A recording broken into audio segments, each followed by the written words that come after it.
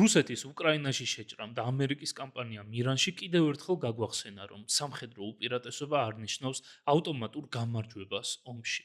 თქვენ უყურებთ პოდკასტს „როგორ და რატომ“ და მე მისი წამყვანი ერეკლე შუბითიძე ვარ. დღეს ირანის და უკრაინის მაგალითზე განვიხილავთ თუ რას ნიშნავს გამარჯვება თანამედროვე ომში, რა ხელისშემშლელი ფაქტორები იყო თითოეულ ამ კონფლიქტში და ამ კონფლიქტების ფონზე განვიხილავთ თუ როგორ შეიძლება გამოიყურებოდეს ჩინეთის შესაძლო შეჭრა ტაივანში. ამ მიმართულებით დღეს ჩემი სტუმარია სამხედრო შეიარაღების ექსპერტი გიგა ინაშვილი. შეგახსენებთ, რომ სიმართლე გაცილებით უფრო რთულად ვრცელდება ვიდრე დეზინფორმაცია, ამიტომ გთხოვთ მოიწონოთ ჩვენი ვიდეოები, გამოიწეროთ ჩვენი YouTube-ის არხი, ქვემოთ კომენტარებში დაგვიტოვოთ თქვენი მოსაზრებები და დაგვეხმაროთ, რომ მაქსიმალურად ხმა მივაწვდინოთ, რაც შეიძლება მეტ ადამიანს. დიდი მადლობა, რომ გვიყურებთ.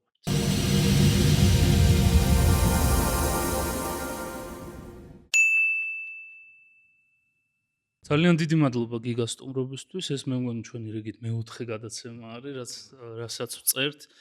ერთი მეორეზე საინტერესო ეპიზოდები გქონდა და დარწმუნებული ვარ, დღევანდელი ეპიზოდიც არ იქნება გამონაკლისი. დღევანდელი ჩვენი საუბრისთვის ესეთი საინტერესო თემა შევარჩია. მინდა შევხედოთ უკრაინა-რუსეთის ომს, მინდა შევხედოთ ამერიკის და ისრაელის ოპერაციას ირანის წინააღმდეგ და ვნახოთ რა პრობლემები შეექმნა გაცილებით დიდ ძალას პატარა ძალასთან და რატო ვერ მოხერხდა მყისიერად და მარტივად იმ სამხედრო პოლიტიკური მიზნების მიღწევა, რა სამხედრო პოლიტიკური მიზნებიც ამოძრავებდა ამ დიდ ძალას. და ამ ყველაფრის ფონზე ასევე ბოლოსკენ მინდა ესე პარალელი გავავლოთ და ესე თეორიულ საკითხზე ვისაუბროთ, რაც არის ჩინეთი და ტაივანის დაპირისპირება, იმიტომ რომ როგორც ვიცით, ჩინეთი აქტიურად აკვირდება რუსეთის აქტივობებს უკრაინაში და ამერიკის და ისრაელის აქტივობებს ირანში და რაღაც გაკვეთილებს აქედან სწავლობს და ჩინეთს აქვს განცხადებული ტაივანზე, ასე ვთქვათ, პრეტენზია და შესაბამისად ძალიან საინტერესოა თეორიაში შევხედოთ, როგორ შეიძლება გამოიყურებოდეს ჩინეთის აქტივობები ტაივანის წინააღმდეგ. ამ ყველაფერზე მოგვიანებით ვისაუბრებთ, მაგრამ მინდა დავიწყოთ იმითი, რომ დღეობით ჩვენ გარშემო ძალიან ბევრი დივანის ექსპერტი, ასე ვთქვათ, მუდმივად საუბრობს, რომ რუსეთი იგებს თუ აგებს, ამერიკა იგებს თუ აგებს სამხედრო გამარჯვება, პოლიტიკური გამარჯვება და ასე შემდეგ. და მინდა განვიხილოთ კონკრეტულად რას ნიშნავს სამხედრო მეცნიერებაში, ასე ვთქვათ, გამარჯვება, რა განსხვავებები არის ტაქტიკურ, ოპერატიულ, სტრატეგიულ და პოლიტიკურ გამარჯვებებს შორის და მინდა ეს ავხსნათ ერთიანობაში, რომ რას ნიშნავს გამარჯვება, როდესაც ჩვენ საუბრობთ თანამედროვე ომებზე. მივესალმები ჩვენს მაყურებლებს. ესე იგი, რას ქვია თანამედროვეობაში ომის მოგება? ამაზე რო ვისაუბროთ, ჯერ უნდა განსაცვლოთ ზოგადად ომი რა არის და ამაზე ხშირად არის ხოლმე საუბარი ბოლო წლებში განსაკუთრებით, რომ ეს არის თანამედროვე ეპოქა, ეს არის ჰიბრიდული ომების ეპოქა, ომების ჭრილში თუ განვიხილავთ, სადაც პრაქტიკულად დაპირისპირებული სახელმწიფოების ყველანაირი რესურსია ერთმანეთთან დაპირისპირებაში მოსული, დაჯახებული, როგორც ეკონომიკური სიმძლავრეები, ასევე ინტელექტუალური სიმძლავრეები და რა თქმა უნდა, ყველაზე მნიშვნელოვანი სამხედრო რესურსები, ხო? ესე იგი, ეხლა დღესდღეობით, რასაც ხედავთ რუსეთ-უკრაინის ომში, ომის მაგალითზე და წინა პოდკასტშიც მე მგონი ვილაპარაკეთ ამაზე, ეს არის გარდამავალი ეტაპი მეოთხედან მეხუთე თაობის ომებამდე. თანამედროვე ომებში ესე პირდაპირ გამოკვეთილი გრავიტაციის ცენტრები ხანდახან არ არის ხოლმე. ხო, ეს გრავიტაციის ცენტრები შეიძლება რაღაცა ტიპის გეოგრაფიულ მოცემულობაზე იყოს მიბმული, დედაქალაქზე იყოს მიბმული, შეიძლება პოლიტიკურ ხელმძღვანელობაზე, შეიძლება ზოგადად მთლიანი სახელმწიფოს და ერის ბრძოლის უნარიანობის ნება იყოს და აი ამ ნების გატეხვა იყოს სწორედ აი ამ გრავიტაციის ცენტრზე შეტევა.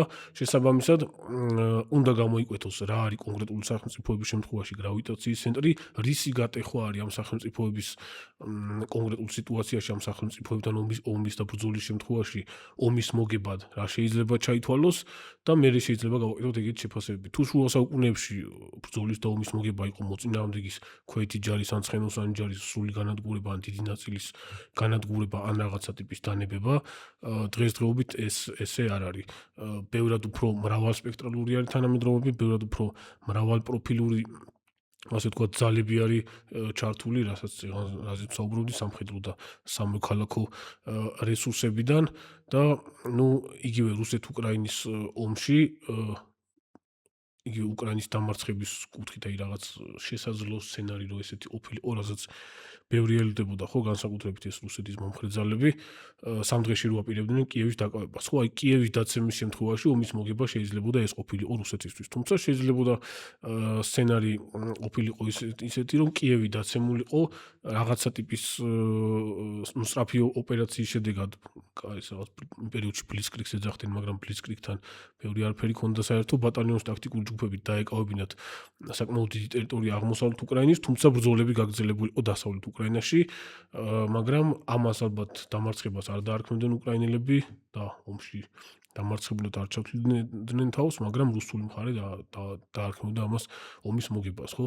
აი ასეთ ბევრ ასე ვთქვათ ნიუანსი არის დამოკიდებული რა შეიძლება დავარქვათ ომის მოგება, ხო? მოკლედ პირდაპირ არ არის დაკავშირებული ეს არსებული სამხედრო რესურსების სრულ განადგურებასთან. კი ბატონო, ჩვენ ძალიან ბევრი მაგალითი გვაქვს ისტორიაში. ნახე, განსაკუთრებით ბოლო რამდენიმე წელში, როდესაც შეიძლება ტაქტიკურ დონეზე გამარჯვებების სერია გქონდეს, მაგრამ ეს ვერ გადაითარგმნოს პოლიტიკურ შედეგში. იგივე ვიეტნამი, იგივე ავღანეთი, ან რუსეთის საბჭოთა კავშირის დროს. აფხაზეთს მაგალითად ყოფილა ეგეთი. ხო, ანუ შეიძლება ტაქტიკურ დონეზე ბრძოლები მოიგო, მაგრამ პოლიტიკურ შედეგს ვერ მიაღწიო. ამიტომ ძალიან მნიშვნელოვანია გავაცალკევოთ ერთმანეთისგან რა არის ტაქტიკური წარმატება, რა არის ოპერატიული წარმატება, რა არის სტრატეგიული წარმატება. ჩვენ წინა ერთ-ერთ ეპიზოდში ვისაუბრეთ ამ განსხვავებებზე, ტაქტიკური, ოპერატიული, სტრატეგიული, მაგრამ მინდა ეს ომის გამარჯვების ფონზე შევხედოთ. რა განსხვავება არის ტაქტიკურ წარმატებას, ოპერატიულ წარმატებასა და სტრატეგიულ წარმატებას შორის? ნუ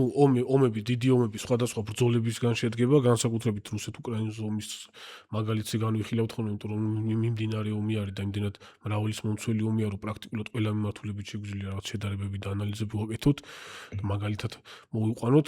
მოკლედ ეს არის ის ომი, სადაც ზოგიერთ შემთხვევაში ტაქტიკური დონის წარმატებები გადაიზრდება ხოლმე ოპერატიული დონის წარმატებაში, მაგრამ ტაქტიკური და ოპერატიული წარმატებები ვერ გადაიზრდება სტრატეგიული წარმატებაში. თან მით უმეტეს ეს არის დიდი ქვეყნები, რუსეთი უდიდესი ქვეყანა არის, უკრაინაც უდიდესი ქვეყანა არის ევროპის და დაპირისპირების მასშტაბები იმდენად დიდია, რომ სტრატეგიული დონის წარმატება, რასაც ქვია სტრატეგიული დონის გამარჯვება, ხო, არ მიიღება რაღაცა ცალკეული, მაინც და მაინც ცალკეული ტაქტიკური გამარჯვებებით, ხო, რაღაცა ტიპის ბრძოლაში ან რაღაცა მიმართულებებზე წარმატებით, ხო? იგივე რუსების მხრიდან ქალაქ დონეცკის დაკავება თავის დროს დონბასის რეგიონის უმნიშვნელოვანესი მონაკვეთის, ხო? დონეცკის აეროპორტის აი ეს დებალცოვოს მიმართულება აუდეევკას მიმართულება მაგ ტერიტორიების დაკავება არ გადაზრდილა, სწრაფად არ გადაზრდილა, მაგალითად ისეთი ოპერატიული დონის წარმატებაში, რასაც ქვია დონეცკი, ლუგანსკის აი ამ ერთიანი ტერიტორიის სწრაფი დაკავება. ხო, რაც იდეაში არის რუსების ნომერ პირველი ამოცანა ამ ომის მსვლელობაში, ხო, რისკენაც მიდიან მოკლედ ეხლა და რისვისაც წარმოებს ეს ოპერაციები, ხო? და სტრატეგიულ დონეზე გამარჯვება, რა თქმა უნდა, საერთოდ უკრაინისთვის სხვა რაღაცა არის, რუსეთისთვის სხვა რაღაცა. წეგარას ლაპარაკობდი, ანუ სტრატეგიულ დონეზე გამარჯვება რუსეთმა შეიძლება დაარქვას სიტყვაზე იგივე კრამატორსკის მიმართულებაზე გასვლას და რაღაცა ხაზის გავლებას, სლავიანსკი კრამატორსკის მიმართულებაზე, რასაც ახლა იდეაში უმიზნებენ და საერთოდ არის რუსული სახმელეთო ძალების დიდი ნაწილი თავმოყრილი აი კონსტანტინოვკას მიმართულებას, რაც ახლა მიმდინარეობს საბრძოლო მოქმედებები, მაგრამ უკრაინა ამას რუსეთის სტრატეგიულ გამარჯვებას, რა თქმა უნდა, არ დაარქმევს, იმიტომ რომ ისევ გაგრძელდება საბრძოლო მოქმედებები და უკრაინელები იმუშავებენ ამ დაკავებული ტერიტორიებიდან რუსების განდევნაზე. და ამ სტრატეგიულ, ოპერატიულ და ტაქტიკურ წარმატებას შორის განსხვავება კიდე ზემოდან ემატება პოლიტიკური, ხო? და ამ ეს პოლიტიკური ელემენტი ძალიან მნიშვნელოვანია და პრაქტიკულად ეს არის უკვე საბოლოო ეტაპი, რომ შეიძლება შენ სტრატეგიულად დაიპყრო მთელი ტერიტორია, როგორც ავღანეთის შემთხვევაში მოხდა საბჭოთა კავშირი, როდესაც შევიდა, მაგრამ ვერ შეინარჩუნა ეს ტერიტორია და ვერ გადაითარგმნოს ეს პოლიტიკურ შედეგში. ანუ ის შედეგი ვერ მოვიდეს, რა შედეგისთვისაც იბრძოდი თავიდან ბოლომდე. კლაუზევიცის ომის განსაზღვრება რაც არის, ეს არის პოლიტიკის გაგრძელება სხვა მეთოდებით. ზუსტად ეს არის ჩემი აზრით ერთ-ერთი თემა, რატომაც მაგალითად აი ხუმრობა იყო 2022 წლიდან მოყოლებული, რომ ეს პუტინი გამოვიდოდა და ომის მიზნები ხან რა იყო ომის მიზნები, მერე შეიცვლებოდა ეს ომის მიზნები, მერე რაღაც იცვლებოდა, იმიტომ რომ თვითონ ეს პოლიტიკური შედეგი რისი მიღწევაც უნდათ მოერგოთ იმაზე რა შედეგიც უკვე რეალისტური არის. თავიდან იყო თავიდან ბოლომდე ცვლილება, ასე ვთქვათ, უკრაინაში ხელმძღვანელობის ეხლა ეს დღის წესრიგში საერთოდ აღარ დგას, აღარ საუბრობენ ამაზე, კი ამბობენ დემილიტარიზაცია, დენაციფიკაციას, მაგრამ ოფიციალურად წარმატებად უკვე ყიდიან, რომ დონბასის და ლუგანსკის ტერიტორიების საბოლოოდ აღდგენას, ხო, ანუ პოლიტიკურიდან ჩამოქვეითდა სამხედრო კი. მიღწევამდე. ახლა აი შედარება რო გავაკეთოთ, აი ამ ტერიტორიებზე მეორე მსოფლიო ომის პერიოდში ზუსტად ამ ტერიტორიებზე რომ მიდიოდა საბრძოლო მოქმედებები, ხო, ნუ გერმანია აღმოსავლეთ მიმართულებაზე რომ გაიჭრა და შეუტია საბჭოთა კავშირს 1951 წელს ოპერაცია ბარბაროსას ფარგლებში მოგსაუბარი. აქ დიდი საარმიო გაერთიანებებით მიდიოდა ომი და სატანკო ქვედანაყოფების სწრაფი სამანევრო ოპერაციები მიდიოდა სტრატეგიულ სივრცეებში. ესეთი აქ არ მომხდარა. ესეთი იყო მხოლოდ ომის საწყის ეტაპზე, მსგავსი და აქაც აი სტრატეგიულ სივრცეებზე გაჭრის ასე ვთქვათ შემთხვევები არ იყო მხოლოდ და მხოლოდ ოპერატიული სივრცეები. წინაზე ვილაპარაკე ბევრჯერ და რა განსხვავება არის ამათ შორის და ნუ ეს არის დიდი ქვეყნები, რა თქმა უნდა ორივეს აქვს სტრატეგიული სიღრმე, ნუ რუსეთს განსაკუთრებით, უკრაინას რამდენიმე ოპერატიული მმართველობა და ერთი სტრატეგიული სიღრმე რა თქმა უნდა აქვს, დასავლეთ და აღმოსავლეთ უკრაინას თუ ჩავთვლით აი ლვოვის მმართველობა მაგალითად უკვე სტრატეგიული სიღრმე არის უკრაინისთვის და ნუ აქეთ მიმართულებები ხო სიტყვაზე იგივე ზაპოროჟიეს მიმართულება, კიევის მიმართულება და ასე შემდეგ ესენი უკვე ოპერატიულ სივრცეებში ხვდებიან ეს ქალაქები. ანუ მარტივად რო აღიქვას მსმენელმა, აი ოპერატიული დონის შეიარაღების სისტემები წვდებიან ამ მანძილებზე რა. აი ისკანდერის ტიპის ბალისტიკური რაკეტა მაგალითად, აი ასეთ იმაზე მაქვს საუბარი, ხო?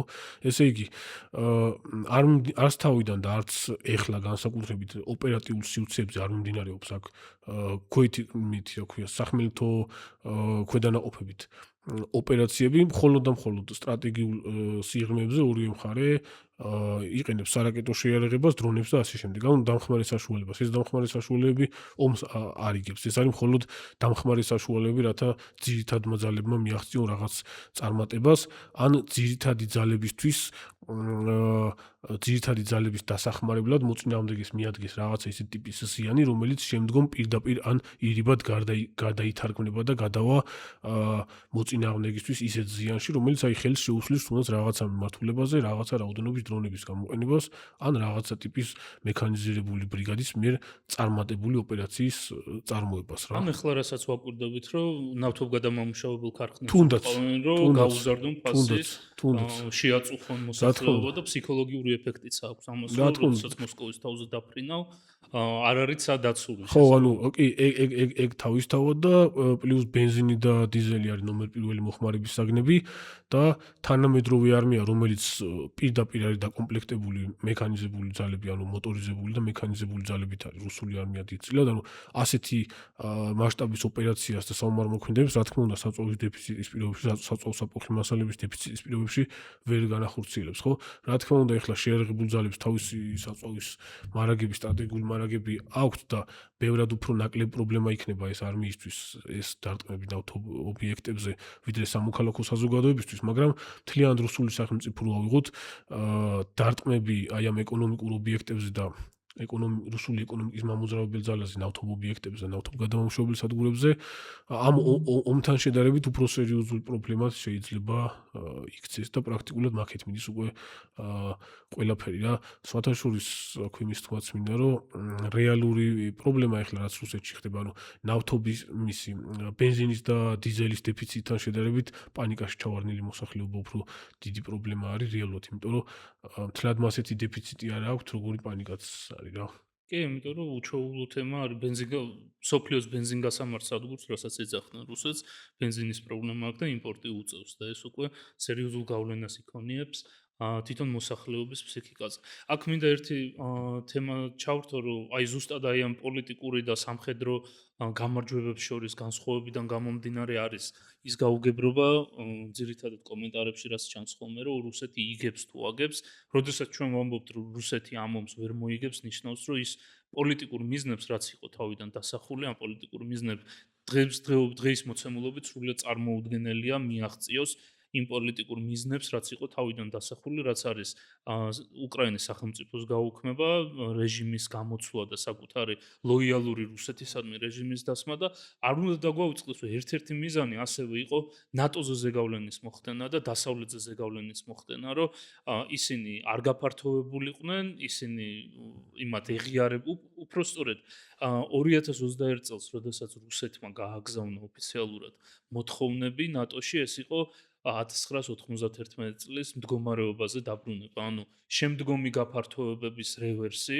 სამხედრო ნაწილების და ქვედანაყოფების გაყვანა იმ ტერიტორიიდან, ანუ ესეც იყო ერთ-ერთი პოლიტიკური შედეგი რის მიღწევაც უნდა და რასაც ძალიან დიდი ალბათობით წარმოუდგენელია ამ შედეგს მიაღწიოს და ზუსტად ეს იგულისხმება იმაში, რომ რუსეთი ამ ომს ვერ მოიგებს. ხო, ნუ პროპაგანდა ზოგადად რუსული პროპაგანდისტვის და პრორუსულად განწყობილი ასე ვთქვათ ნაწილისთვის რუსეთის მხრიდან ომის მოგება ისიც არის ხოლმე ხანდახან რაღაც ერთი რუსული ბომბი რო ჩამოვარდება ნახევრად დაცლი რომელიმე უკრაინულ სოფელში და რაღაც რამდენიმე შენობა რო ნადგურდება. ხო, რა თქმა უნდა, ესეც ცუდი არის, მაგრამ ამასაც კი ეძახიან, რომ აი რუსეთი სრულად ანადგურებს და უკრაინას და უკრაინისგან არაფერი აღარ არის დარჩენილი. ხო, რაც სრული აბსურდია და ამ დროს საერთოდ ასე ვთქვათ აიგნორებენ იმას, რომ რაღაცა უკრაინული რამდენიმე დრონი დაეჯახა უდიდეს რუსულ ნავთობგადამამუშავებელ საწარმოს და ასეულობით მილიონ დოლარიანი პირდაპირ ზარალი მიაყენა და ირიბი ზარალი მიაყენა შემდგომი ასე ვთქვათ პოტენციალი გაანადგურა, რაც სიტყვაზე ქონდა ამ ქარხანას. ან თუნდაც რაც ამას წინებზე მოხდა ვოლგოგრადში უკრაინული ფლამინგოს ტიპის დრონი სადაფრთხო-საინჟინრო რაკეტის ჰიბრიდები რო დაეცა რუსეთის სამხედრო სამრეწველო კომპლექსის ერთ-ერთ ყველაზე მნიშვნელოვან ობიექტს, სადაც სარაკეტო სისტემების და საარტილერიო დანადგარების შასებს და სავალ ნაწილებს და ასევე გამშვებ მანქანებს აწარმოებენ, ხო? კი.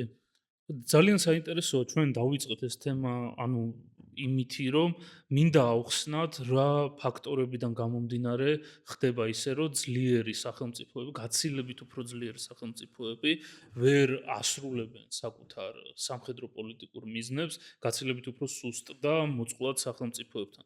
და მოდი გავაგრძელოთ უკრაინასთან ერთად, ასევე მინდა ირანზეც ვისაუბროთ, მაგრამ ჯერ მოდი უკრაინა შევაჯამოთ, ასე ვთქვათ, რომ რუსეთი როდესაც შეიჭრა უკრაინაში, რამ განაპირობა რამ შეუშალა ხელი იმ სწრაფ გამარჯვებას და რამ განაპირობა ის სიტუაცია, რა სიტუაციაში დღეს რუსეთი საკუთარ თავს ხედავს. კი, ნომერ პირველი ხა ტექნიკურ ნაწილზე რო არ ვისაუბროთ, ნომერ პირველი იყო პოლიტიკური ნება, ერის ნება, მოსახლეობის ნორმალური ნაწილის, ანუ ვინც ეგრევე არ გაიქცა ქვეყნიდან ან რუსების ხარეს არ გადავიდა რუსების ხარეს და პოლიტიკური ხელმძღვანელობის ნება, რომ საბრძოლო მოქმედებები ეწარმოებინა და სამხედრო გზით დაპირისპირებოდნენ შემოჭრილ რუსეთს, ხო და რაღაც პოლიტიკური მიმართულებით, ანუ ზავზე არ დაეწყო საუბარი და იმაზე, რასაც ბევრი ასე ვთქვათ მოუწოდებდა იმ პერიოდში უკრაინას და რაზეც დღემდე ლანძღავენ ბევრი პრორუსები, რომ რატო არ გაუწვა უკრაინა რუსეთს, რატო არ გადავიდა რუსეთის ხარეს და უარი არ თქვა ყველაფერზე და რაღაცა 1000 სპეკულაციები და სისულელები, ხო?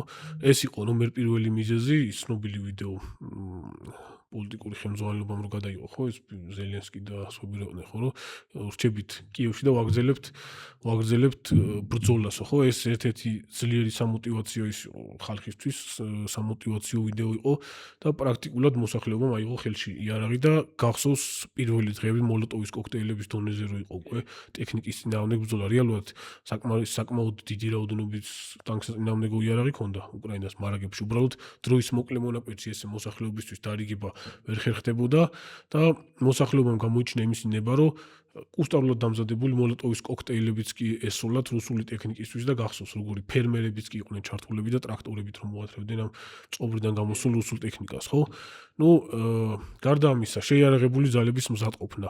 კი იკეთდებოდა ხოლმე იქ პოლიტიკური განცხადებები, მათ შორის სამხედრო მაღალჩინოსნებიც აკეთებდნენ, რომ პრაქტიკულად არ არის მოსალოდნელი რეალურად დიდი ომის დაწყება უკრაინის მხრიდანო, თუმცა ეს კეთდებოდა ალბათ თვალის ასახვევად, რომ მოწინააღმდეგეს გონებოდა, რომ რეალურად ესენი მართლა არაფერს არ ელოდებიან, მაგრამ აბსოლუტურად ყველა ბაზა, ყველა ბოქსები დაცლილი იყო ტექნიკისგან, ყველაფერი იყო გასული საველე პოზიციებზე, ტექნიკის ნაწილი გადამალული, ნაწილი პოზიციებზე შენიღებული, ანუ გამზადებული იყვნენ ომისთვის.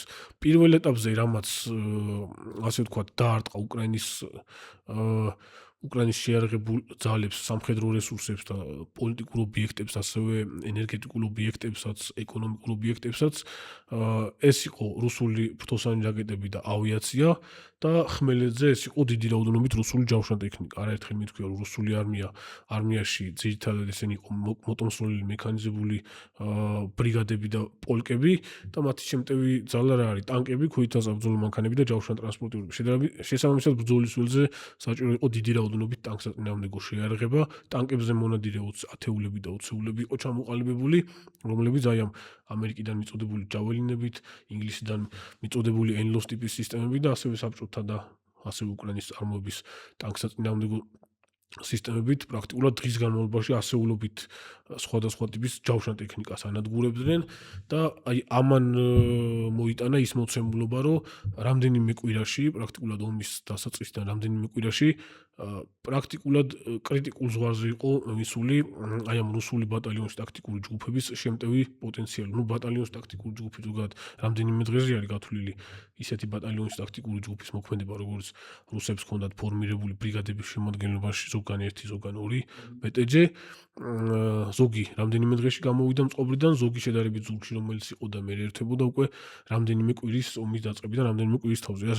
ეს იყო პირველი 2-3 კვირა, როდესაც პრაქტიკულად გადაწყდა სიტუაცია ბრძოლის ველზე და უკრაინის შეიარაღებულმა ძალებმა აუღო, ასე ვთქვათ, აუღო იმ ტიპის ომს, რასაც რუსეთი სთავაზობდა ბრძოლის ველზე, მიწაზე და ჰაერში, ასევე ზღვაშიც და ეს არის ის პერიოდი, სწორედ ერთი თვეც არის მოკლედ გასული, სადაც 2-3 კვირის თავზე, როდესაც დაიწყო უკვე რეალური წინააღმდეგობის გაწევა და უშუალოდ უკვე შეტევებზე გადასვლა და დიდი რაოდენობით რუსული დანაკარგებით წამოვიდა უკვე ცოცხალძალაშიც და სამხედრო ტექნიკაშიც. აი პირველი 2-3 კვირა უფრო თავდაცვით პოზიციებში იყვნენ და შემდეგ უკვე გამოჩნდა ეს ტაქტიკური და ოპერატიული დონის შეტევითი ოპერაციებიც, რომ მათ შორის უკრაინული ავიაციაც იყო ჩართული ასეთ ოპერაციებში და საკმაოდ ისეთი შემთხვევების დაფიქსირდა უკრაინული საფრონტო ავიაცია იგივე Su-25 და Mi-24 ტიპის დამტყველი ვერტმფრენები რუსეთის ტერიტორიაზე შეფრინდნენ და იქ დაბომბეს ობიექტები, ხო, ბელგოროდის მიმართულებაზე. მოკლედ ეს იყო რა, დიდწილად ეს იყო, ანუ ტაქტიკურ დონეზე დიდი რაოდენობით ტანკსაწინააღმდეგო შეიარაღება და ტანკებზე მონადირე ჯგუფები და პოლიტიკური ხელმძღვანელობის გადაწყვეტილება, რომ ეწარმოებინათ ომი. იმ პირველ დღეებში არანაირ სტრატეგიულ სიღრმეებში დარტყმაზე უკრაინას არც პრეტენზია ჰქონდა და არაფერი მსგავსი არ ისმოდა.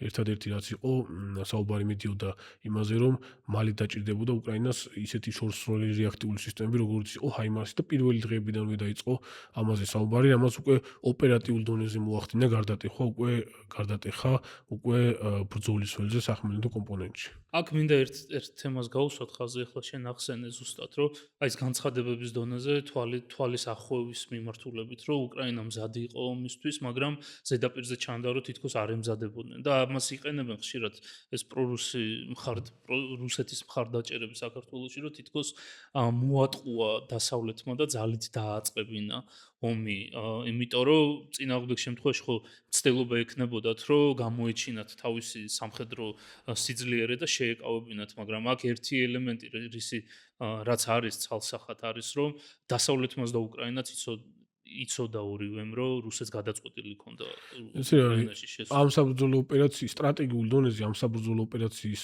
რეპეტიციები, სტრატეგიულ დონის რეპეტიციები დაახლოებით 4-5 ჯერ ჩატარდა მანამდე წინა წლებში. 2020 კი რუსეთის მხრიდან, მათ შორის შორეული აღმოსავლეთიდან, ციმბირიდან და კამჩატკის მიმართულებიდან არსებული ბაზებიდან ხდებოდა ტანკების და რეაქტიული სისტემების და სლულიანი არტილერიის გადმოსულა სარკინიგზო ეშელონები და ამაზეც ბევრჯერ მილაპარაკია. უბრალოდ იქ არ იყო სრულფასოვანი კომპონენტი ჩართული და ეტყობოდა კარგად, რომ აი ტექნიკის გადასროლა მოკლევადიანი რაღაცა სწავლებისთვის იყო განკუთვნილი, რამდენიმე დღით გადაისროდნენ რაღაც მიმართულებაზე, მე ისე უკან აბრუნებდნენ, ანუ ლოჯისტიკურ შესაძლებლობებს ტესტავდნენ რა. შესაბამისად ის რომ რაღაცა მოულოდნელობა იყო ამაში განსაკუთრებული, ნუ არაფერი ამაზე არაერთხელ მილაპარაკია.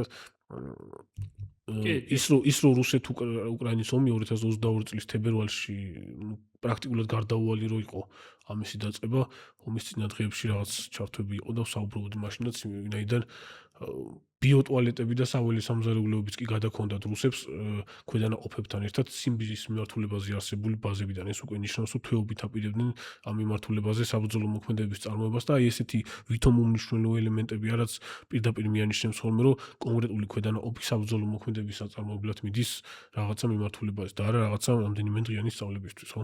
აქ უბრალოდ ხაზი მინდა გაუსვა იმას, რომ შეკავება, როგორც ესე კომუნიკაციის ეფექტი მოწინააღმდეგის წინ არის მის გადაწყვეტილების მიღების უნარზე ზეგავლენის მოხდენა. თუ შენ იცი, რომ უკვე გადაწყვეტილება მიღებული არის, იმის მაგივრად, რომ შენ შეკავება ცადო და დაანახო, რომ რამდენად ძლიერი ხარ, ჯობია შეცდომაში შეიყვანო და უფრო მოწყვლადი გამოჩნდე და მეტი შეცდომა დააშვებინო, ვიდრე გამოაჩინო ყველა კარტი, რაც რა თქმა უნდა. და აი ამაზე მინდა დავამატო, რომ რატომ ვერ მოხდა რუსეთის მხრიდან სააერო უპირატესობის მოპოვება, იმიტომ რომ ესეც ძალიან მნიშვნელოვანი ელემენტი არის ამ ყველაფრის. ესე იგი, რატო ვერ მოხდა? ნომერ პირველი მიზეზი რა იყო? უკრაინის საერთაშორისო თავდაცვის ქვედანაყოფები, რომლებიც ომამდე გასულები იყვნენ ბაზებიდან, ბოქსებიდან ტექნიკა გამოყვანილი იყო, შენიღბული იყო და პოზიციებზე ელოდებოდნენ რუსულ ავიაციას.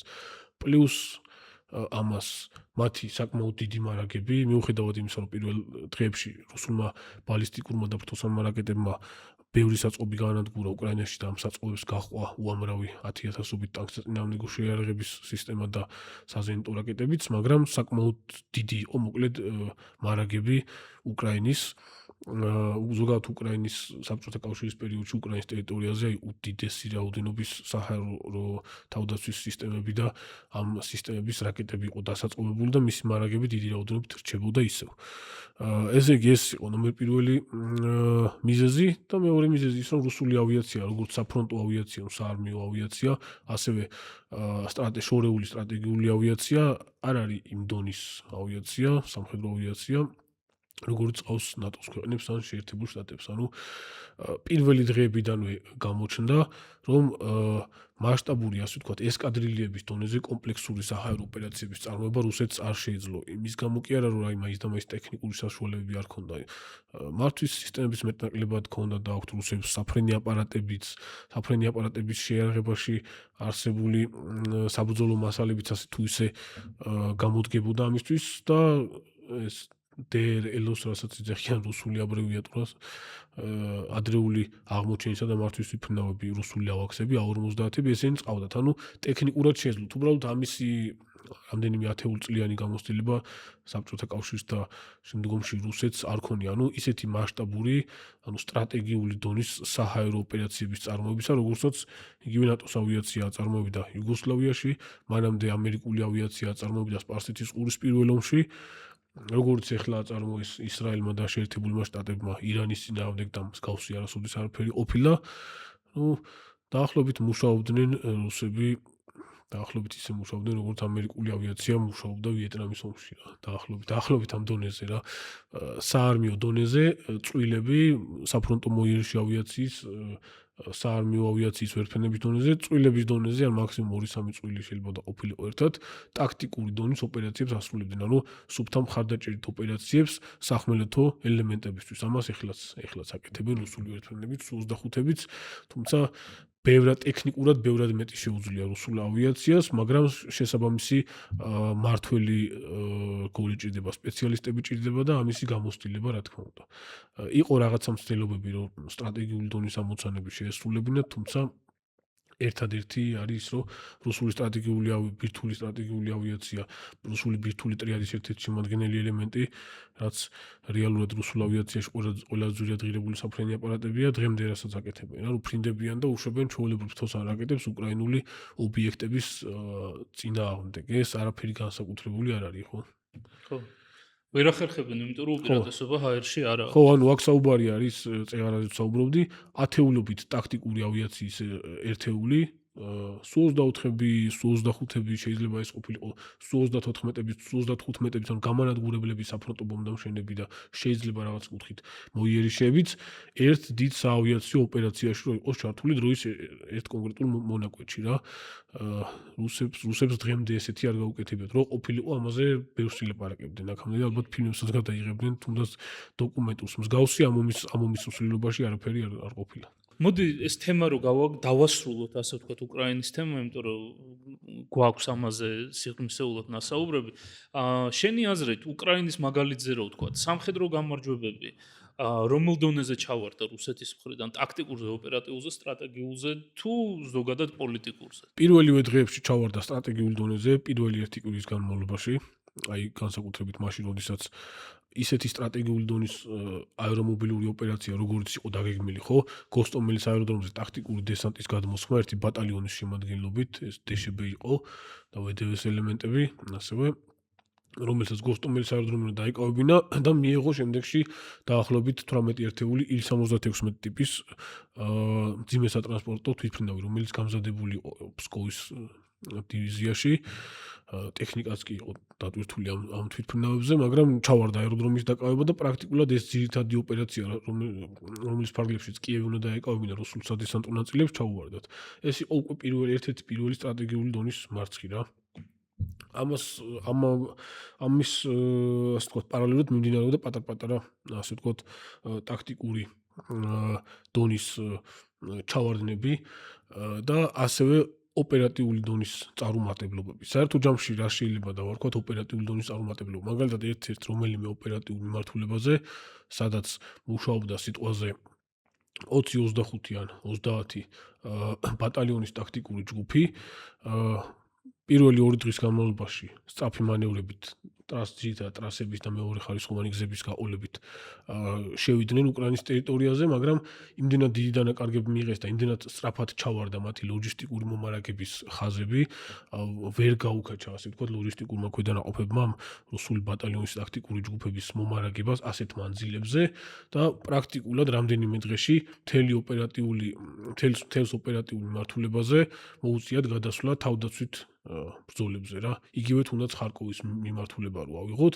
და სადღაც ერთი კვირის თავზე ერთადერთი რაც ხარკოვის მიმართულებაზე რეალურად მუშაობდა რუსების მხრიდან იყო რუსული რეაქტიული артиლერია და რუსული საფრონტო ბომბდამშვენი ავიაცია. მოკლედ, ყველაზე აქტიურად და ყველაზე მეტი თვითმფრინავის შეთანხმების საფრონტო ბომბდამშვენი ავიაციის ხარკოვის მიმართულებაზე იქნა ჩამოგდებული Su-24-ები, Su-34-ები, ყველაზე მეტი ცეცხლგამჩენი და კასეტური ბომბი ხარკოვის მიმართულებაზე ჩამოაგდეს და პრაქტიკულად რეაქტიული სისტემა Smerch-ის კასეტური რაკეტების მთელი მარაგი თითქმის ამ მიმართულებაზე გახარჯეს რუსებმა. აქ ათასობით რაკეტა ისროლეს და სახმელეთო კომპონენტში იმდენად იყო შემცირებული რუსული ძალების ასე ვთქვათ პოტენციალი, რომ ნახე როგორი ზუსტად 2-3 დღეში მთლიანად რო გაწმინდეს ეს მიმართულება უკრაინელებმა სწრაფი სამანევრო ოპერაციებით, რაღაცა საკავალერიო ქვედანაყოფები იყო მსუბუქი ჯავშან ტექნიკით დაკომპლექტებული, სპეცდანიშნულების ნაწილები და გემახსოვრება ეს ხარკოვის გაწმენდის ოპერაცია. ეს იყო ერთ-ერთი პირველი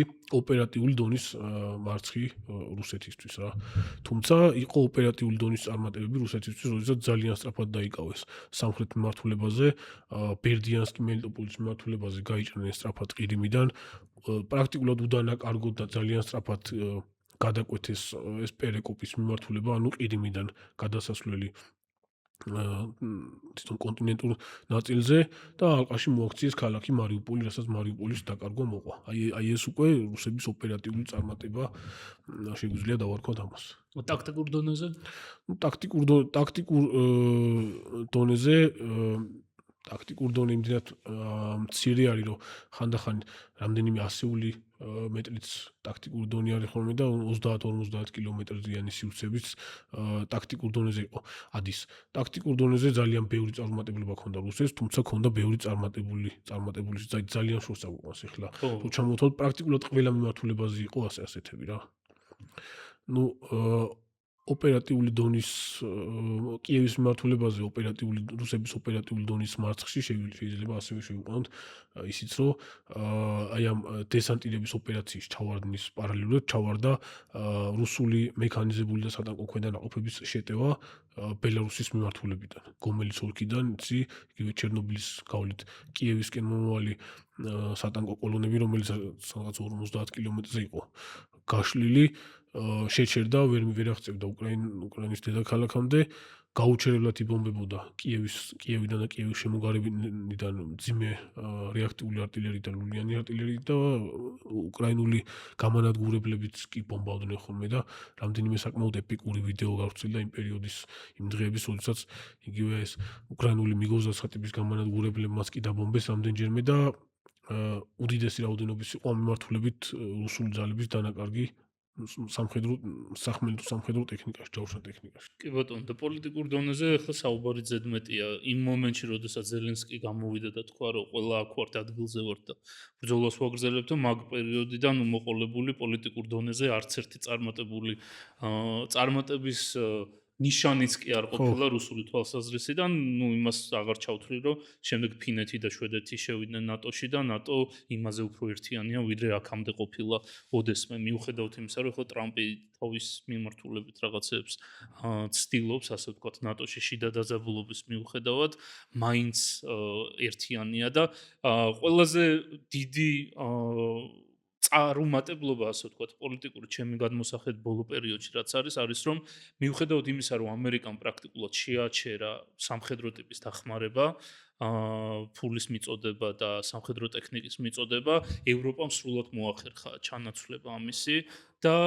უკრაინა აგრძელებს თავის ასე ვთქვათ კამპანიას, მიუხედავად იმისა, რომ რუსეთის ძალისხმევა ამ მიმართულებით შედეგიანი იყო და ტრამპმა გააჩერა, ასე ხო, ვთქვათ, დიდწილად მოახერხა ევროპა, მაგრამ ამ დიდწილად ჩანაცვლებაც ისევ ამერიკული რესურსების ხარჯზეა, რომელიც ამერიკიდან მოდის, მაგრამ ევროპული ფინანსებით რა. ხო, ფინანსური თვალსაზრისით აბსოლუტურად. მოდი გადავიდეთ ირანის თემაზე.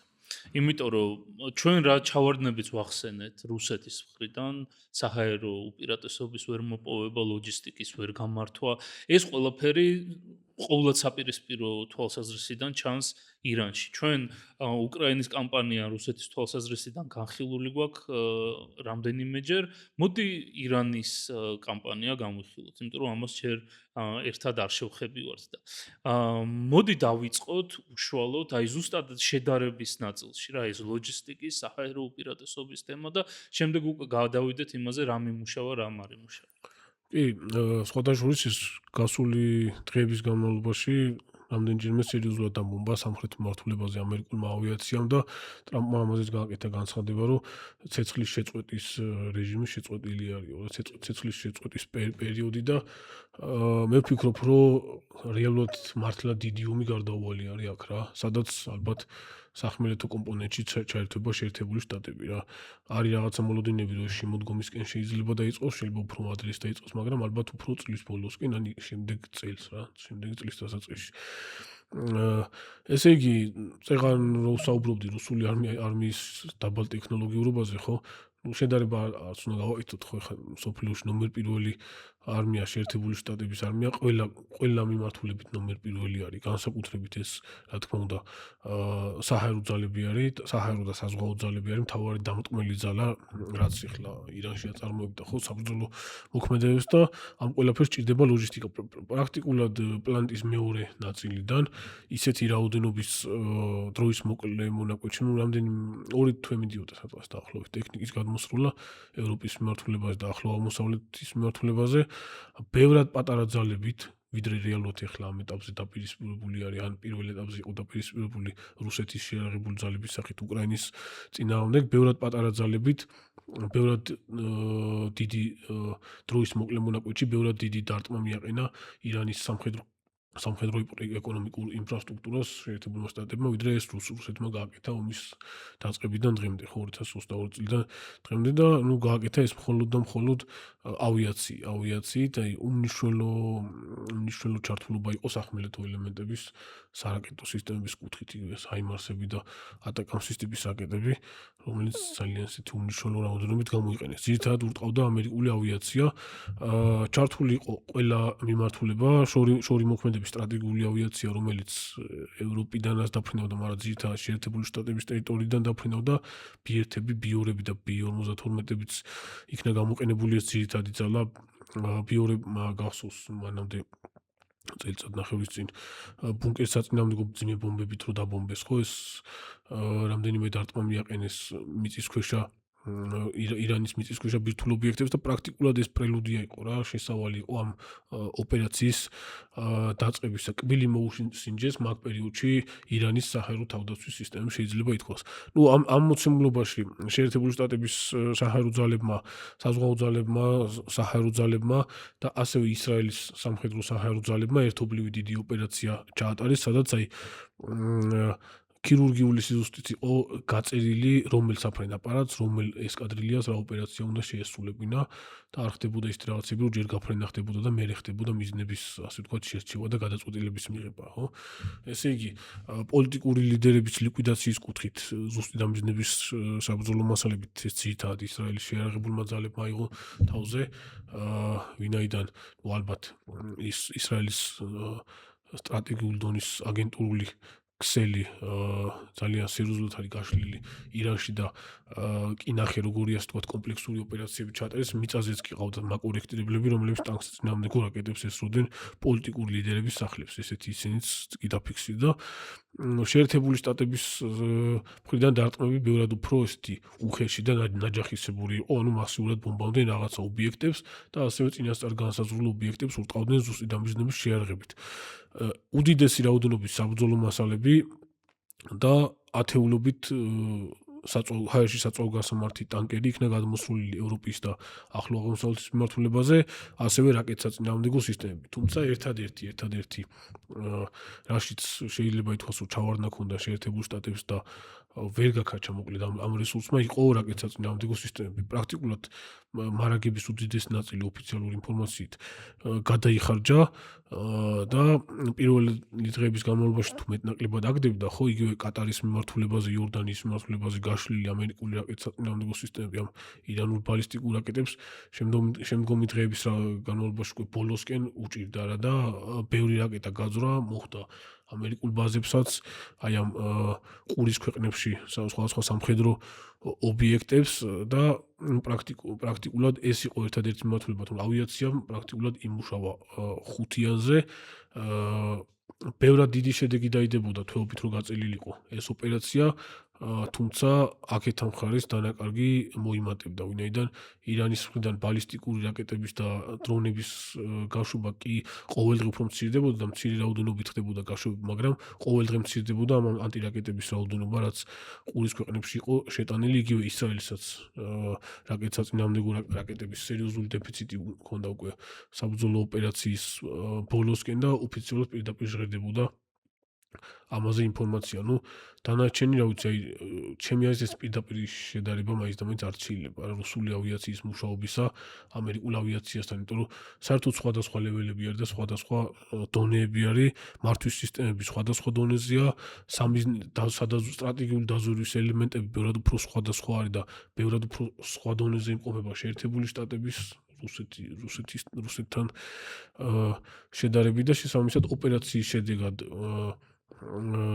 მიღებული დანაკარგებით ბევრად უფრო სხვა არის რა.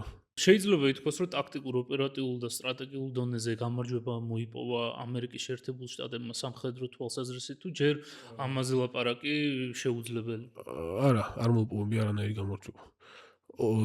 როგორც დაიწყო, აქ ეხლა წეღარაზეც ვაუბრობდი, ეს იყო სუფთა ტექნიკური კუთხით როგორ მუშაობდა ამერიკული ავიაცია, მაგრამ რაღაცა ტიპის გამარჯვებაზე და რეალურ სტრატეგიულ შედეგზე საუბარი იქნებოდა შესაძლებელი თვეობით რო გაგრძელებული იყო ეს და რეალურად სრულად განადგურებული იყო ირანის ის ბალისტიკური რაკეტებისა და დრონების შემნახავი საცავები და თვითონ ის ქვედანაყოფები, რომლებიც ამის გაშვებას ახდენდნენ რა. ამ რაკეტების საკმაოდ დიდი ნაწილი, პრაქტიკულად ალბათ 50% მაინც ნახევარი მაინც შეიძლება მეტიც გადარჩა, ჩაიმარხა მიწისქვეშა საცავებში და მისი ასე ვთქვათ ამ საცავების აღდგენა და რაკეტების შემდგომ იქიდან გამოტანა მოახერხეს ირანელებმა. აი ამ მცირეხნიანი ომი დავარქვათ, მოდი ომის შემდეგ რა და საჰაერო თავდაცვის სისტემების კუთხით მაინც და მაინც დიდად აქტიურად არ იყენებდნენ ირანელები, ვინაიდან საკმაოდ სერიოზულად არის განვითარებული ირანში ეს მიმართულება და იცოდნენ რომ საბრძოლო პოზიციებზე გაყვანილი საზენიტო სარაკეტო სისტემები, რადიოლოკაციური სადგურები ჩვეულებრივი სამიზნეები იქნებოდნენ ამერიკული ავიაციისთვის და დიდი ნაწილი ოფიციალური ინფორმაციის ოფიციალური ინფორმაციით და ისეც აშკარად ჩანდა, რომ გადამალული იყო საცავებში და არ მუშაობდა. ვინაიდან როდესაც ამერიკული ავიაცია ბომბავს თეირანს და იქ თეირანის თავზე რაღაცა 1-2-23 სროლა ჩანს, ხო?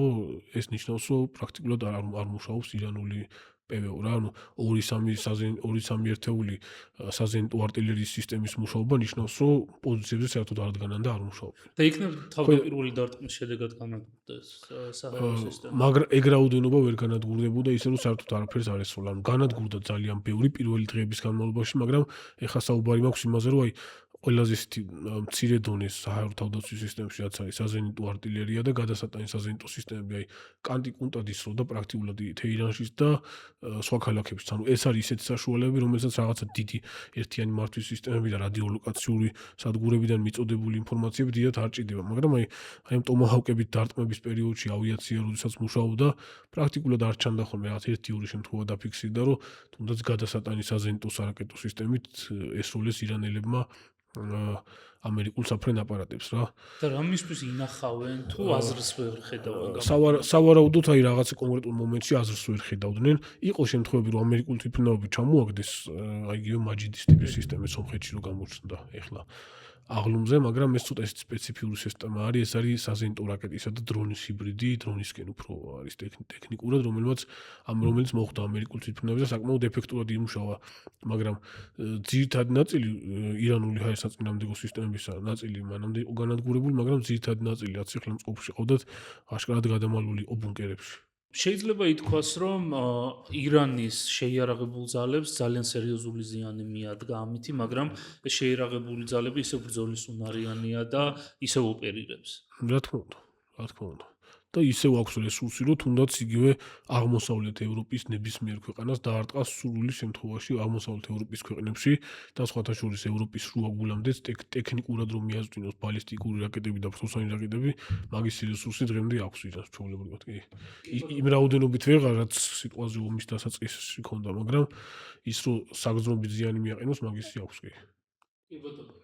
ძალიან საინტერესოა, ხო ჩვენ ვისაუბრეთ რუსეთმა რატო ვერ მიაღწია საკუთარ სამხედრო მიზნებს, რა პრობლემები გამოჩნდა და რა ჩავარდნები იყო. ამ შემთხვევაში რა ფაქტორებმა იმუშავა, რომ ამერიკის შეერთებულმა შტატებმა და ისრაელმა ერთად მუშაობისას, როდესაც მათ შეასრულეს თანამედროვე ტექნიკით, თანამედროვე დაგეგმვით, თანამედროვე ასე ვთქვათ, სინქრონიზებული ოპერაციები, მაინც ვერ მიაღწიეს იმ სამხედრო პოლიტიკურ შედეგს, რის მიღწევაც უნდათ. არისო საკმარისად ხანგრძლივი, მოკლედ, ამისი თქმა შემიძლია.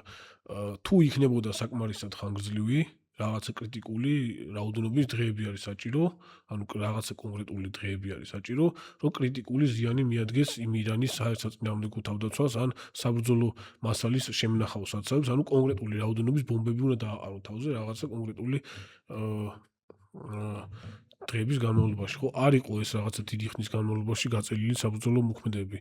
მალე დამთავრდა საკმაოდ და მოახერხეს ირანელებმა ძალების მეტნაკლები აღდგენა, დამბომბილი განადგურებული ჩახერგილი გვირაბებიდან ტექნიკის გამოყვანა, აღდგენა და იმის მერე 1-2 სწავლებაც ჩატარეს, სადაც ჩანდა ეს ყველაფერი. მოკლედ, მე მაშინ ველოდებოდი, რომ ბევრად უფრო დიდი ხნის განმავლობაში გაგრძელდებოდა ეს დამბომბები, ვინაიდან ერთკომპონენტიანი ოპერაცია, სადაც მხოლოდ ავიაცია მუშაობს და ნუ ხმელეთზე მხოლოდ 1-2 შემთხვევა იყო, რაღაც ჰაიმარსებმა ატაკამსის ტიპის რაკეტები და PRSM-ები, ახალი PRSM-ები ისროლეს, ოღონდ ისიც მოსაზღვრე რაიონებში არსებულ ირანული ძალების წინააღმდეგ, საზღვრიდან მაქსიმუმ 500 კილომეტრიან სიღრმეში. რეალურად სტრატეგიულ სიღრმეებში მხოლოდ და მხოლოდ ავიაცია მუშაობდა და ისეთი დიდი ქვეყნის, ასეთი დიდი სამხედრო რესურსის ესე სწრაფად განადგურება მხოლოდ საავიაციო კომპონენტით შეუძლებელია, თუ თვეობით არ გაიწელება ეს საჰაერო ოპერაციები.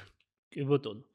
სანამ ამ თემას შევაჯამებთ და საბოლოო კითხვას დავსვავ ირანთან მიმართებაში, ძალიან საინტერესოა, აი ხშირად გვესმის, რომ ჰორმუზის სრუტე არის ჩაკეტილი, ირანი სრულად აკონტროლებს. რატო ვერ ხდება სამხედრო თვალსაზრისით ჰორმუზის სრუტის გახსნა? ანუ რატო ვერ ხდება იმ ტექნიკის და შეიარაღების განადგურება და განეიტრალება, რაც აკონტროლებს ჰორმუზის სრუტეს?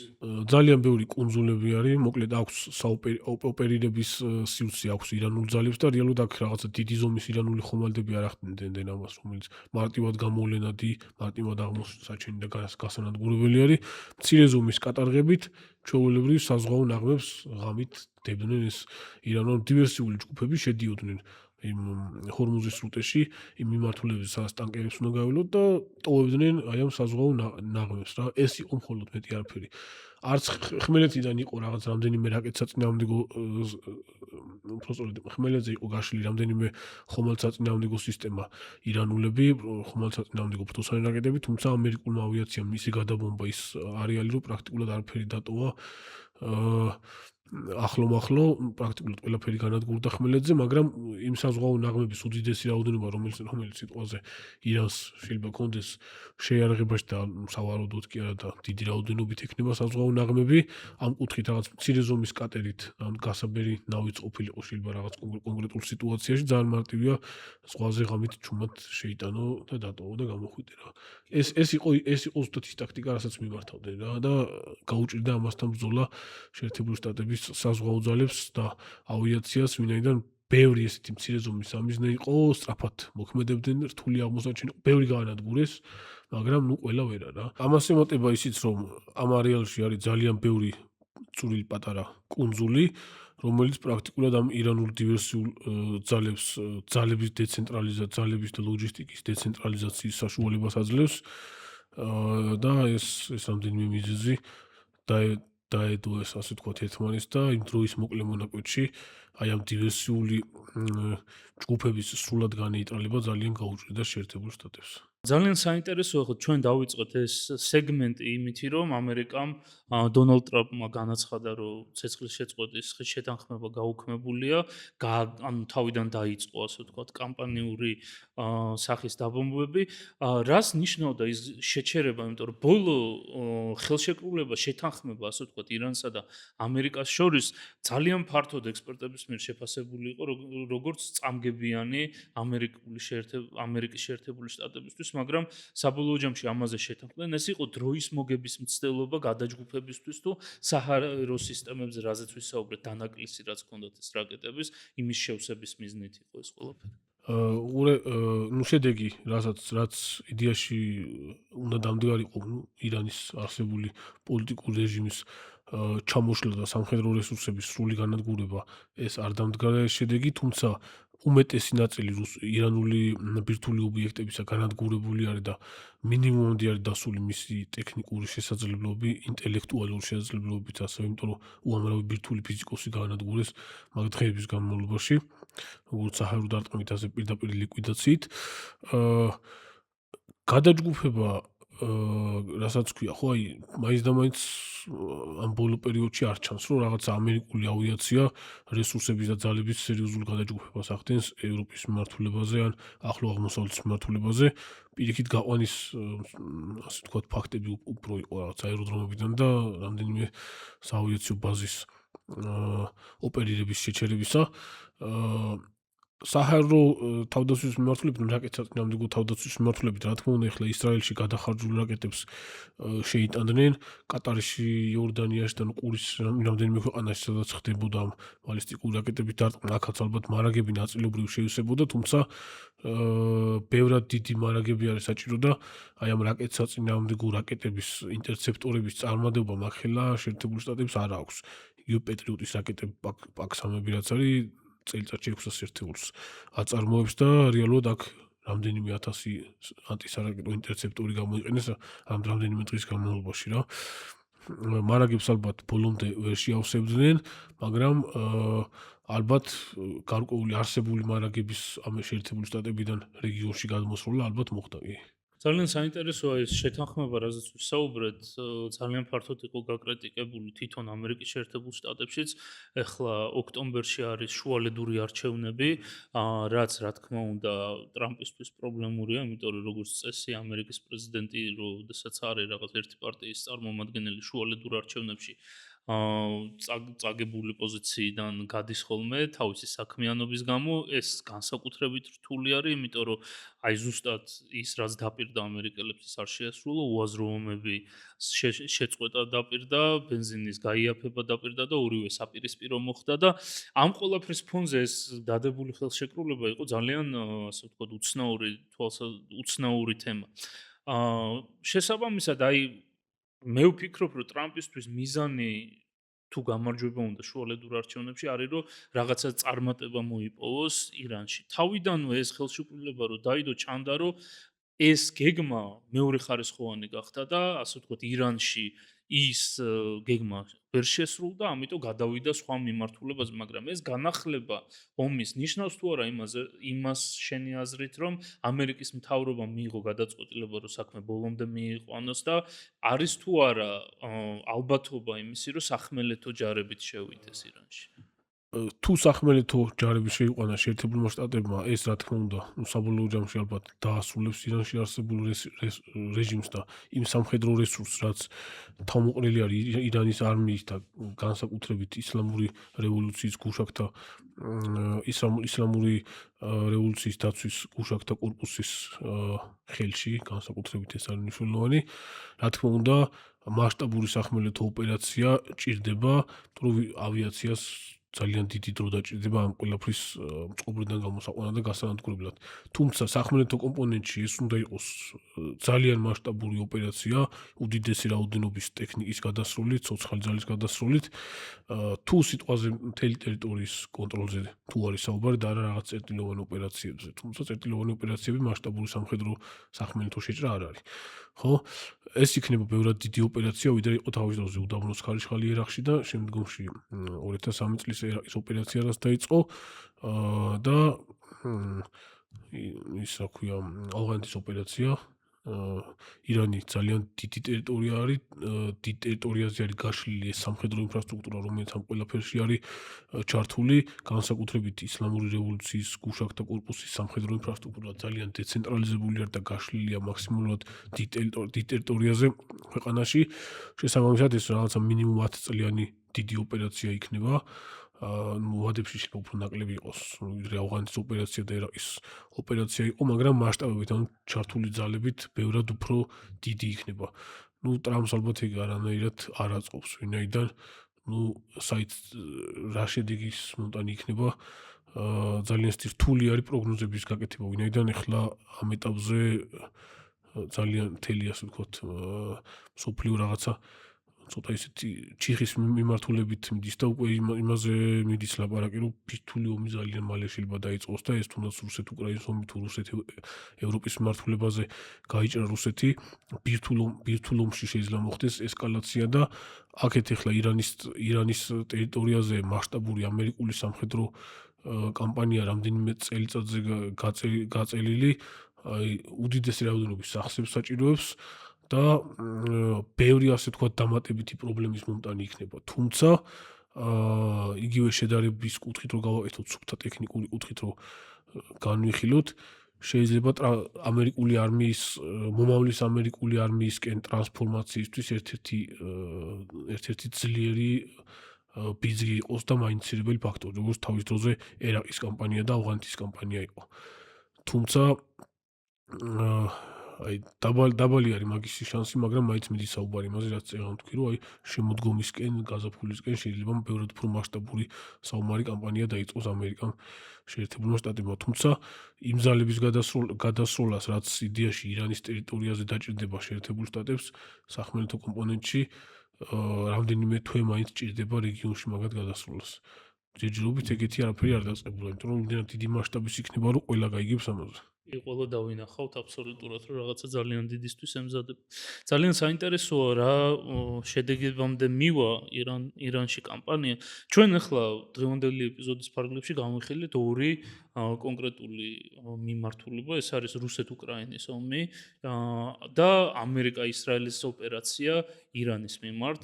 ვისაუბრეთ რას ნიშნავს სამხედრო გამარჯვება, ვისაუბრეთ რა პრობლემები წარმოიშვა თითოეულ ამ კამპანიაში და რა რამ განაპირობა ის რომ ასე ვთქვათ შეჭრილმა მხარემ ვერ მიაღწია თავის სამხედრო პოლიტიკურ მიზნებს და მინდა ეს უფრო გეოპოლიტიკურ ჭრილში ჩავსვა რომ ჩვენ ვუყურებთ სოფლიოში ძალების ბალანსის გადალაგებას და შეიძლება ითქვას ეს ყველაფერი დაიწყო რუსეთის უკრაინაში შეჭრით პუტინს ძალიან უნდოდა რომ თავის სასარგებლოდ შეეცვალა გლობალური ბალანსი მაგრამ მაინდამაინც ეს არ გამოუვიდა მაგრამ ამან დაიწყო ასე ვთქვათ დომინოს პრინციპით ინიცირება გაუკეთა გადალაგების პროცესს რუსეთის განაცხადი გლობალურ გადალაგებაზე უკრაინაში არის ამერიკამ გადაწყვიტა ირანში გაეკეთებინათ საკუთარი ასე ვთქვათ, აქტივობა სამხედრო თვალსაზრისით გამოეჩინა საკუთარი ძალა და მესამე ძალა, რომელზეც არის საუბარი, ეს არის ჩინეთი.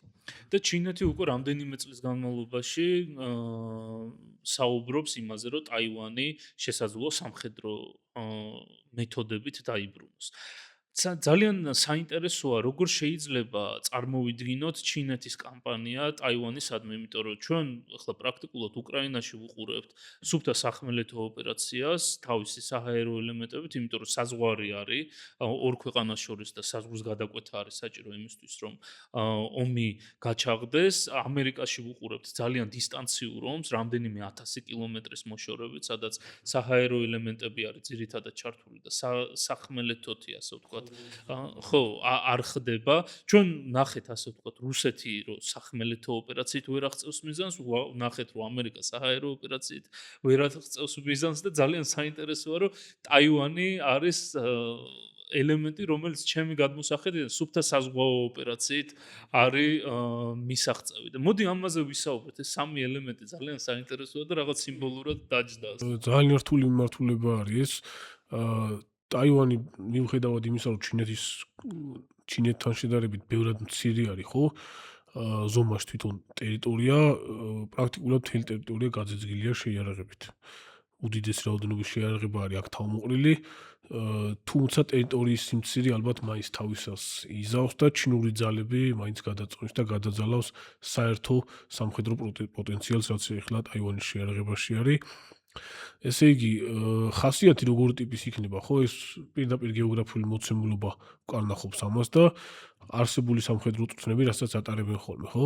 სიტყვაზე ჩინეთის მხრიდან დარტყმა დიდწილად ძირითადი ძალები რაც იქნება, ანუ ძირითადი ძალები რითიც იმუშავებენ ზღვიდან და შემდეგში ხმელეთიდან იქნება სადესანტო კონფიგურაციები, სადესანტო ძალები იქნება, ანუ საზღვაო სადესანტო, საზღვაო ქვეითები, რომლებიც სხვადასხვა ამფიბიური ხომალდებით გადაждდებიან ტაივანის ტერიტორიაზე, იქნება ალბათ საჰაერო სადესანტო ოპერაციების, იქნება აერომობილური ოპერაციების, სპეცდანიშნულების ძალების გადასხმა.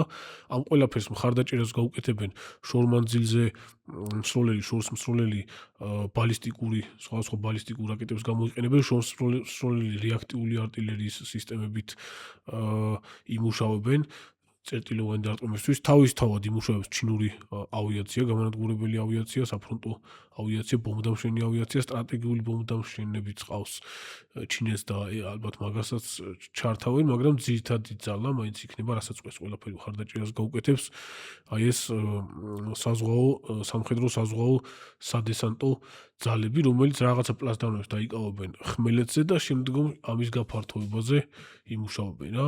და პარალელურად წინააღმდეგობის ძალების ჩახშობას და პრევენციულ განადგურებაზე იმუშავებს სწორედ ეს შორსმსროლელი სარაკეტო სისტემები და ავიაცია. პლუს ამას თავის მხრივ ეს კიბერძალები, ანუ ციფრულ სივრცეში იქნება ჰაკერული შეტევები ელექტრონულ სისტემაზე და რასაც აკეთებენ ხოლმე ამ სწავლების ფარგლებში რომ უტევენ ტაივანის ერთიან ციფრულ ინტერნეტ ქსელს, ესე იგი ჰაკერული შეტევებით და იქნება ასევე ძალიან დიდი რაოდენობით დრონებით დარტყმი, როგორც დამრტყმელი მრავალჯერადი დამრტყმელი დრონებით, ასევე ათეულობით სხვადასხვა კონფიგურაციის კამიკაძე დრონით, რომლითაც პრაქტიკულად ჩინეთი დღესდღეობით მეწინავე არის. ჩინეთი არის სწორედ ძირითადი მწარმოებელი დრონებისა, რომელიც მზადრონებს და კომპონენტებს აწვდის ზოგ შემთხვევაში უკრაინასაც, რუსეთსაც და ბევრ სხვადასხვა ქვეყანასაც. მოკლედ, ჩინეთის დონეზე დრონების წარმოების კუთხით არც ერთი ქვეყანა არ არის ამ დრომდე. მოკლედ, განსაკუთრებით აი ეს მცირე ზომის კამიკაძე დრონები ტაქტიკურ სივრცეში ხროვის პრინციპით მომუშავე. აი ეს იქნება ძირითადი საფრთხე ტაივანის შეიარაღებული ძალებისთვის ჩინეთის მხრიდან. გააჩნია ახლა შეერთებული შტატები, ეს პოლიტიკური ასე ვთქვათ გადაწყვეტილების საკითხი იქნება და აქედან ეს ვარაუდების გაკეთება ეს თავ შევიკავებ. ანუ პირდაპირ იმაზეც საუბრობენ ხოლმე, რომ შეერთებული შტატები პირდაპირ ჩაერთვება ომში ტაივანის მხარესო, მაგრამ შეიძლება თავით შეიკავოს და არც ჩაერთოს. მოკლედ შეერთებული შტატების პირდაპირ ჩართვის გარეშე ალბათ რამდენიმე კვირაში იმდენად დიდი ზიანი მიადგება ტაივანის შეიარაღებულ ძალებს, რომ სხვა რაღაცებზე დაიწყებენ იმას ფიქს და ალბათ პოლიტიკური გადაწყვეტილებებისკენ წავა. მაგრამ ჩინეთს პირდაპირ მიერთება უნდა, არანაირ რაღაც საზავო ხელშეკრულება და ისინი ჩინეთს არ აწყობს, რაზეც მიდის საუბარი და რაზეც ამზადებენ რეალურად შეიარაღებულ ძალებს და რა ტიპის წვრთნებსაც ატარებენ, ეს წვრთნები ემსახურება სწორედ ტაივანის წინააღმდეგობის ძალების სრულ განადგურებას, პოლიტიკური ხელმძღვანელობის ჩამოშლას და სრულ მიერთებას ამ ტერიტორიის. ჩვენ ნახეთ უკრაინაში სახმელეთო საზღვარი აქვს რუსეთს და ეს ომი ნელ-ნელა გადაიზარდა, ასე ვთქვათ, გამოფიტვის ომში, ხო? რამდენად უფრო რთული არის ამფიბიური ოპერაცია და საზღვაო ოპერაცია კუნძულის ასაღებად, ვიდრე ეს სახმელეთო ოპერაცია არის? ხო, რაღაცებით გავს ერთმანეთს, რაღაცებით განსხვავდება.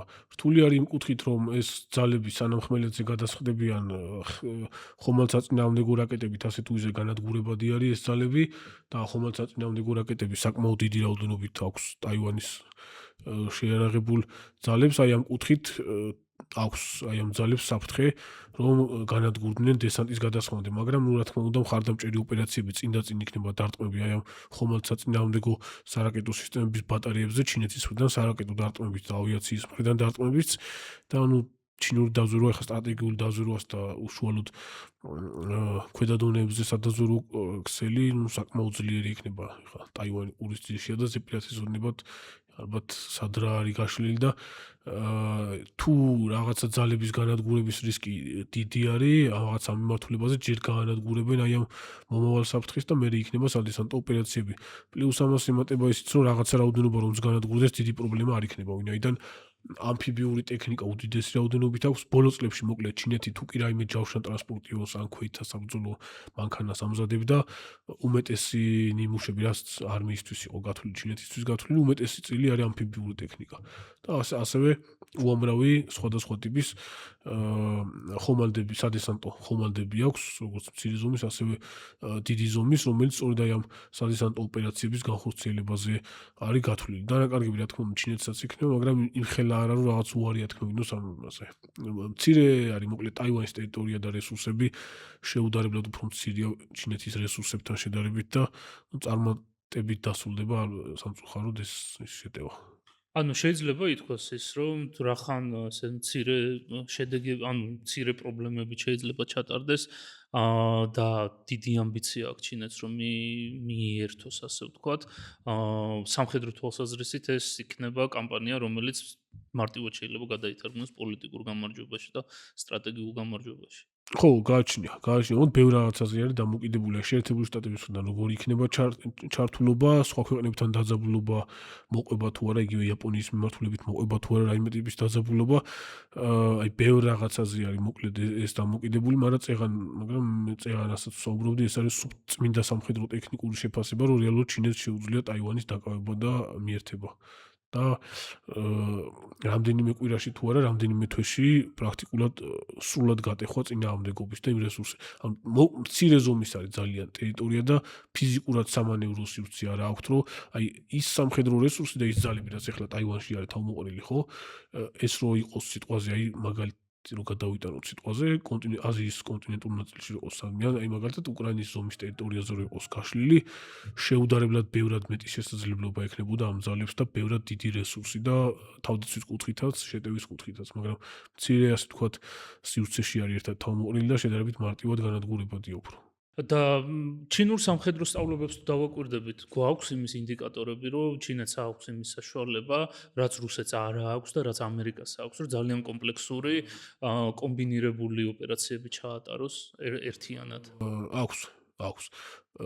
ბევრად მაღალ დონეზე არის ჩინეთის შეიარაღებული ძალები ძალებში ჯარების ერთიანი ციფრული მართვისა და მართვის კავშირისა და კომუნიკაციის სისტემები. ანუ აი ამერიკული C5 C6-ების მსგავსები ჩინეთსაც აქვს საკუთარი და ზოგადად სამხედრო რესურსების ციფრული მართვის ერთიანი სისტემა რა, რასაც ქვია, რასაც იგივე ნატოს წევრი ქვეყნები იყენებენ ხოლმე, შეერთებული შტატები იყენებს და რაც რუსულ არმიაში აი ძალიან ისეთი დაბალ დონეზე არის. მოკლედ აი ათეულების და ჯგუფების დონეზე ერთიანი ციფრულ სივრცეში მართვის ერთიანი სისტემა. აი ონლაინ რეჟიმში ომს რასაც ეძახიან, ამ კუთხით ბევრად წინ არის ჩინეთი, ვიდრე რუსეთი და ბევრი სხვა, მათ შორის ბევრი ნატოს წევრი ქვეყანაც.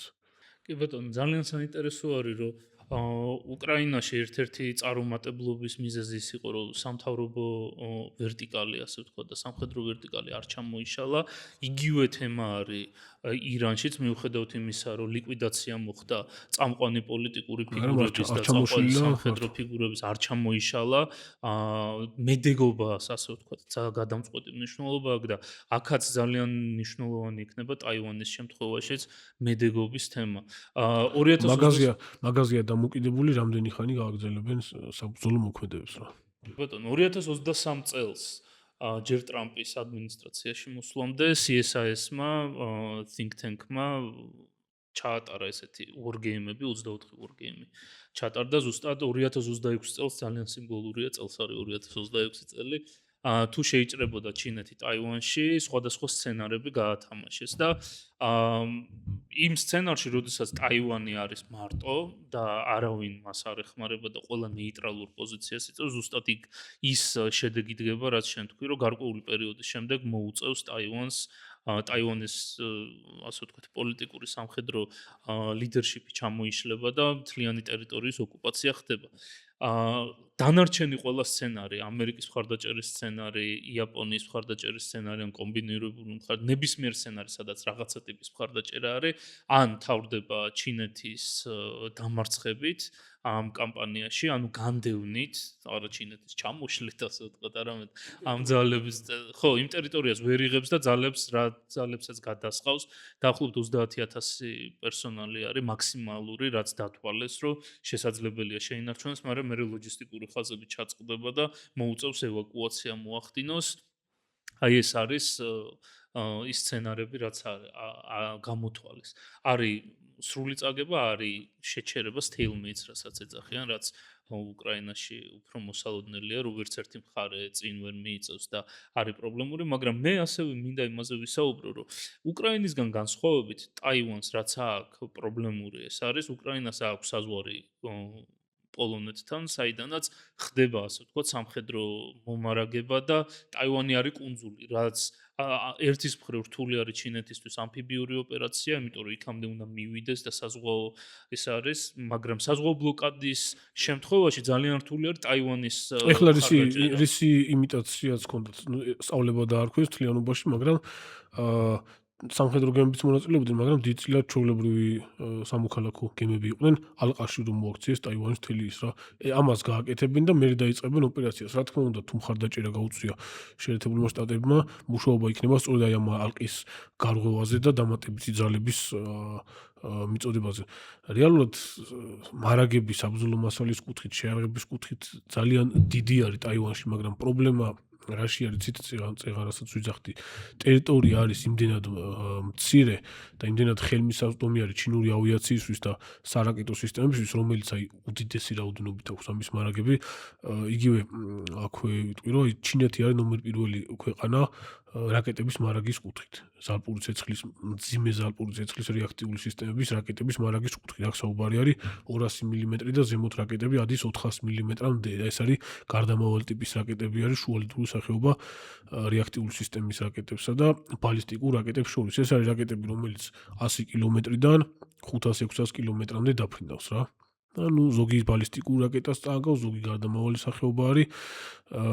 ცალკე არის კიდე ბალისტიკური რაკეტები. ეს არის შეერაღება, რომელსაც უდიდესი რაოდენობით გამოიყენებენ, პლუს ამას დაემატება ათასობით კამიკაძე დრონი, აი რუსული გერანი, ირანული შაჰიდი, რუსული გერანების მსგავსი, რომელიც პირდაპირ დაარტყავენ აი ამ საბრძოლო მასალების მარაგების და ტექნიკის შემნახავი საცავების განლაგების არეალებს და ტერიტორია იმდენად მცირეა, რომ მარტივად შეუძლიათ სწრაფი გამოვლენა აი ამ ყველაფრის რა.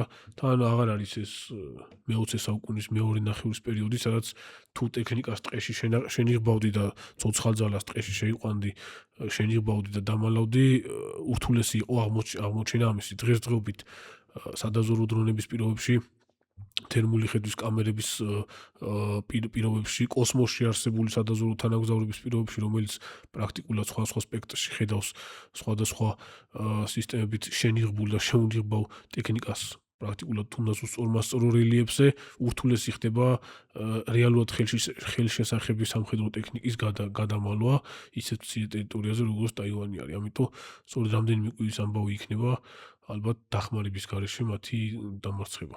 კი ბატონო. ჩინეთი აქტიურად აკვირდება რუსეთის კამპანიას ომს უკრაინაში, ასევე ძალიან აქტიურად აკვირდება და ორივე თემის რაღაცა ტიპის მონაწილე არის და რაღაცა მხრივ არის ჩართული, ასე ვთქვათ. შეიძლება პირდაპირ ცხელომში არ არის ჩართული, მაგრამ ინფორმაციის მიმოცვლის თვალსაზრისით, სადაზვერვო ინფორმაციის გაცვლის თვალსაზრისით, ორივე კამპანიაში აქტიურად არის ჩართული. ჩვენ ვისაუბრეთ იმაზე, რომ რა შეცდომები დაუშვა რუსეთმა, ვისაუბრეთ იმაზე, რა პრობლემები შეექმნა ამერიკას. შენი აზრით, რა შეიძლება ჩინეთმა ისწავლოს ამ ორი კამპანიიდან და გაითავისოს და გაითვალისწინოს საკუთარ კამპანიაში თუ გადაწყვეტს ამის გაკეთებას? ძალიან სპეციფიური როგორი თემა არის, სტრატეგიულ დონეზე და თუნდაც ოპერატიულ დონეზე ალბათ ბევრი არაფერი, მაგრამ აი უშუალოდ ტაქტიკურ და ტექნიკურ დონეზე შეიძლება იგივე სარაკეტო სისტემების გამოყენების სპეციფიკა, როგორი ტიპის მიზნებზე, როგორი ტიპის რაკეტები ჯობია დარტყმა, იგივე დრონების გამოყენება როგორ ჯობია, როგორ სიხშირეებზე ჯობია დრონები ამუშავო, დრონსაწინააღმდეგო სისტემები როგორ სიხშირეებზე ჯობია ამუშავო, აქ ქვედა დონეზე არის უშუალოდ საუბარი, საზენიტო არტილერია როგორ ამუშავო, საზენიტო სარაკეტო სისტემები დრონების წინააღმდეგ როგორ ამუშავო. მოკლედ, სუფთა ტაქტიკური და ტექნიკური დონე უშუალოდ შეიარაღების ექსპლუატაციის კუთხით, რის უდიდესი გამოცდილებას დღეს რუსეთ-უკრაინის ომში იდება და სტრატეგიული და ოპერატიული დონე იმდენად განსხვავებული არის, რომ აქ იქიდან ბევრს ვერაფერს ვერ ისწავლი. უშუალოდ კონკრეტულ სიტუაციაში ჩინეთ-ტაივანის მოცემულობა რასაც კარნახობს, ისე უნდა მოიქცე. ხო და ჯარების მართვის კუთხით, ეხლა ჯარების და რესურსების მართვის კუთხით რაღაცა განსაკუთრებული ხდება თქო რუსეთ-უკრაინის ომში და რაღაც განსაკუთრებულ მწვერვალებს მიაღწიეს თქო სამხედრო ხელოვნების თეორიულ დონეებზე მაქვს საუბარი აი სტრატეგიულ დაგეგმარებათა შემდეგ როცა ხდება არც რუსეთის მხარის, არც უკრაინის მხარის რაღაც ესეთ თემაზე საუბარი ჩემი აზრით ზედმეტი არის რა.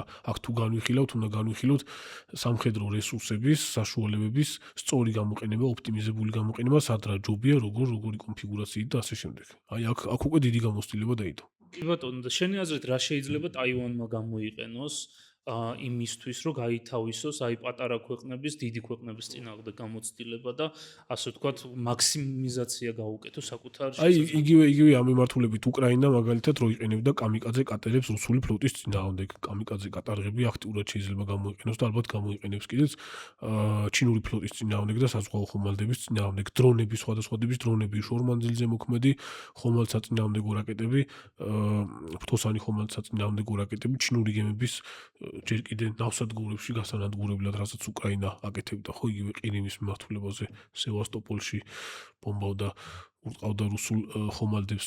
ხროვის პრინციპით მომუშავე დრონების გამოყენება, დიდი რაოდენობის დრონების გამოყენება, რომლებსაც დამიზნების სისტემაში ინტეგრირებული აქვს ხელოვნური ინტელექტის ელემენტები და შეუძლიათ ფრენა და მიზნებზე გასვლა ძლიერი რადიოელექტრონული ჩამშრობის სისტემების მუშაობის პირობებში, რაც იქნება უეჭველი ჩინეთის მხრიდან. ორივე მხრიდან იქნება. ჩინეთის მხრიდანაც თავისთავად ამ კუთხით ძალიან ძლიერია ჩინეთი. ზოგადად დრონსაწინააღმდეგო მიმართული ენერგიის სისტემები, აი მაღალი სიმძლავრის მიკროტალღურ ღუმელებსაც ეძახიან ესე შემოკლებით, გარედან ესე რო შეხედო ვიზუალურად ზოგი რადიოლოკაციურ სადგურებსაც წააგავს, უბრალოდ ეს არის მაღალი სიმძლავრის ელექტრომაგნიტური მიმართული მოქმედების სისტემები, რომლებსაც ხროვის პრინციპით მომუშავე დრონების მთელი ასე ვთქვათ, დიდი რაოდენობის დრონების ერთდროული განეიტრალება შეუძლია. ანუ დრონების корпусზე არსებული ელექტრონული ელემენტების ჩიპებზე არსებული ჩიპების კომპონენტების გადაწვა, მოკლედ ელექტრონული კომპონენტების გადაწვა ფრენის პროცესში და ხდება ასე ვთქვათ ხროვის პრინციპით მომუშავე დრონების ერთობლივი განადგურება.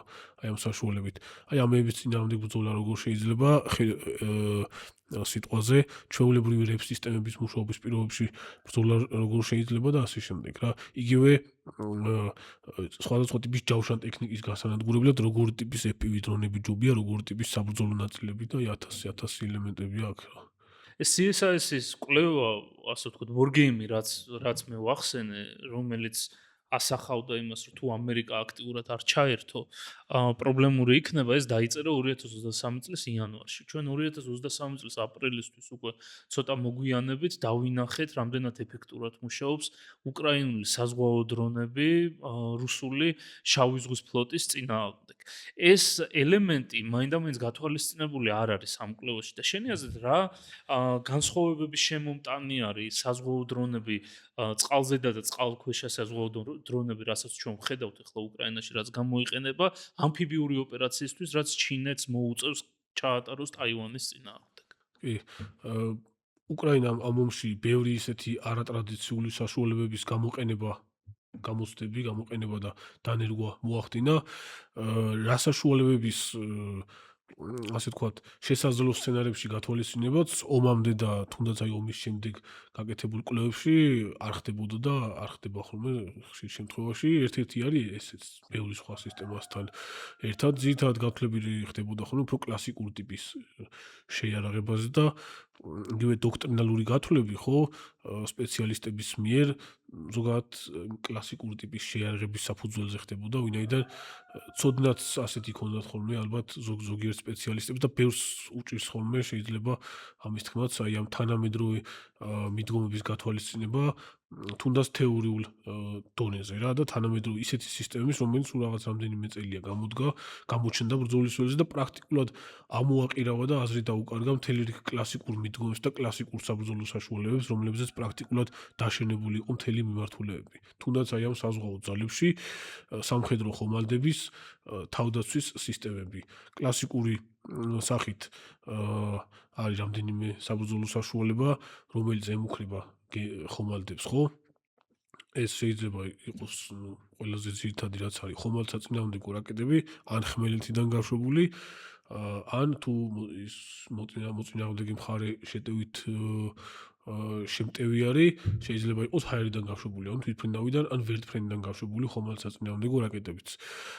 ტაივანის შემთხვევაში იგივე ეს ხომალდსაწინააღმდეგო რაკეტები, რასაც საუბრობთ, ეს სახმელეთო ბაზირების ხომალდსაწინააღმდეგო რაკეტებიც აქვს, გემებზე დაყენებული თვითონ გემებიდანაც შეიძლება გამშვები პლატფორმა, შეიძლება გემიც იყოს, სარაკეტო კატალღაც შეიძლება იყოს და მცირე ზომის კატერიც კი შეიძლება იყოს რაღაცა ტიპის ხომალდსაწინააღმდეგო რაკეტის გამშვები და თავისთავად ავიაცია რა. თუმცა ხომალდსაწინააღმდეგო რაკეტებს თავისი გამოყენების სპეციფიკა აქვს, გარკვეული შეზღუდვები აქვს გარკვეული პლუსები, რომ მაგალითად შენიღებული პოზიციიდან ხმელეთიდან დაცული პოზიციიდან შეიძლება გაუშვა ზღვაში და რაღაც 100-200-300 კილომეტრზე და უფრო შორ მანძილებზეც 1000 კილომეტრამდე მოქმედებს ზოგი ჩაძირო მოწინააღმდეგის ხომალდი, თუმცა მეტნაკლებად თანამედროვე ხომალდებს ბორტზე აქვს და შემუშავებულია ამ ხომალდსაწინააღმდეგო სისტემებისგან დაცვის სხვადასხვა ელემენტები და საშუალებები, როგორიც არის სხვადასხვა სენსორები, რომელიც აი ამ ხომალდსაწინააღმდეგო რაკეტების ბოლო ეტაპზე მომუშავე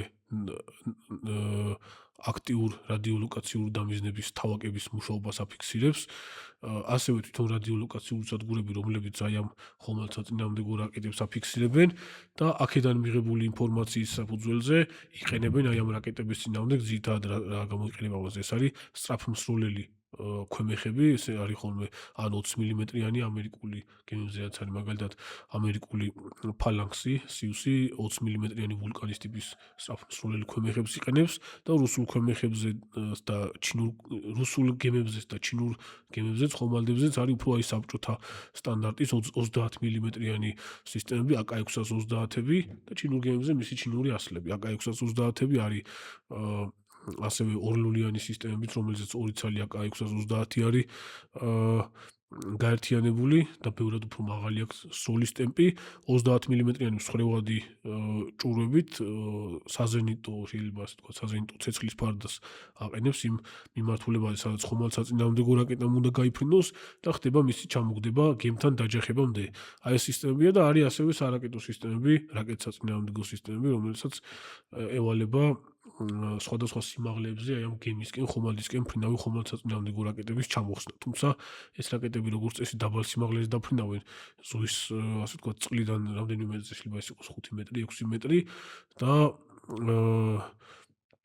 გემის ბორტს ძირითადად გვერდიდან ეჯახებიან ხოლმე დაბალ სიმაღლეზე, ამიტომ ბოლო ეტაპზე უფრო ეს სწრაფმსროლელი ქვემეხები არის ყველაზე ეფექტური საშუალება. და რაც შეეხება აი ამ კატარღებს, რის გამოყენებაც უკრაინელებმა დაიწყეს, ხო?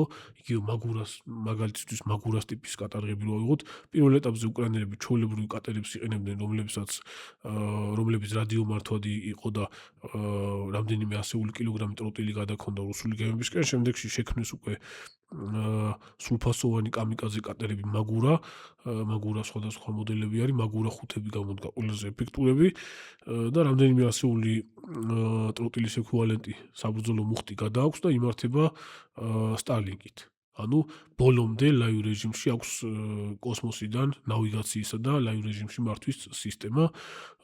დიდწილად ამ მაგურას კორპუსი დამზადებული არის ნახშირბადოვანი ბოჭკოსგან, პლასმასისგან და აი რადიოლოკაციური სადგურებისთვის რთულად აღმოსაჩენი დეტალებისგან, მასალებისგან, არანაირ რადიოლოკაციური სადგური და არანაირ დანათებას გემზე არ ახდენს, შესაბამისად ბოლო ეტაპამდე, სანამ რამდენიმე ათეული მეტრამდე ან რამდენიმე ასეული მეტრამდე არ მიუახლოვდება გემს ეს კატარები, არის ურთულესი აღმოსაჩენი და შედეგი გვაჩვენებს იმას, რომ აი ამ მაგურას ტიპის ხომალდებმა კატერებმა უბრალოდ ბევრად მეტი რუსული გემი გამოიყვანა წყობრიდან და ზოგი ჩაძირა და ზოგი გამოუსადეგარი გახადა, ვიდრე თუნდაც იმ უკრაინის შეიარაღებაში არსებულმა უკრაინული წარმოების ნეპტუნის ტიპის ხომალდსაწინააღმდეგო რაკეტებმა, ჰარპუნებმა, ბრიტანეთიდან მიწოდებულმა ჰარპუნებმა, ასევე ნორვეგიული NSM-ებიც აქვთ შეიარაღებაში, შვედური RBS 15-ებიც, ვიდრე აი ამ სისტემებმა ერთად. სხვათაშორის აი ამ კრეისერი მოსკვა კლასიკური საშუალებით ნეპტუნის ტიპის ხომალდსაწინააღმდეგო რაკეტით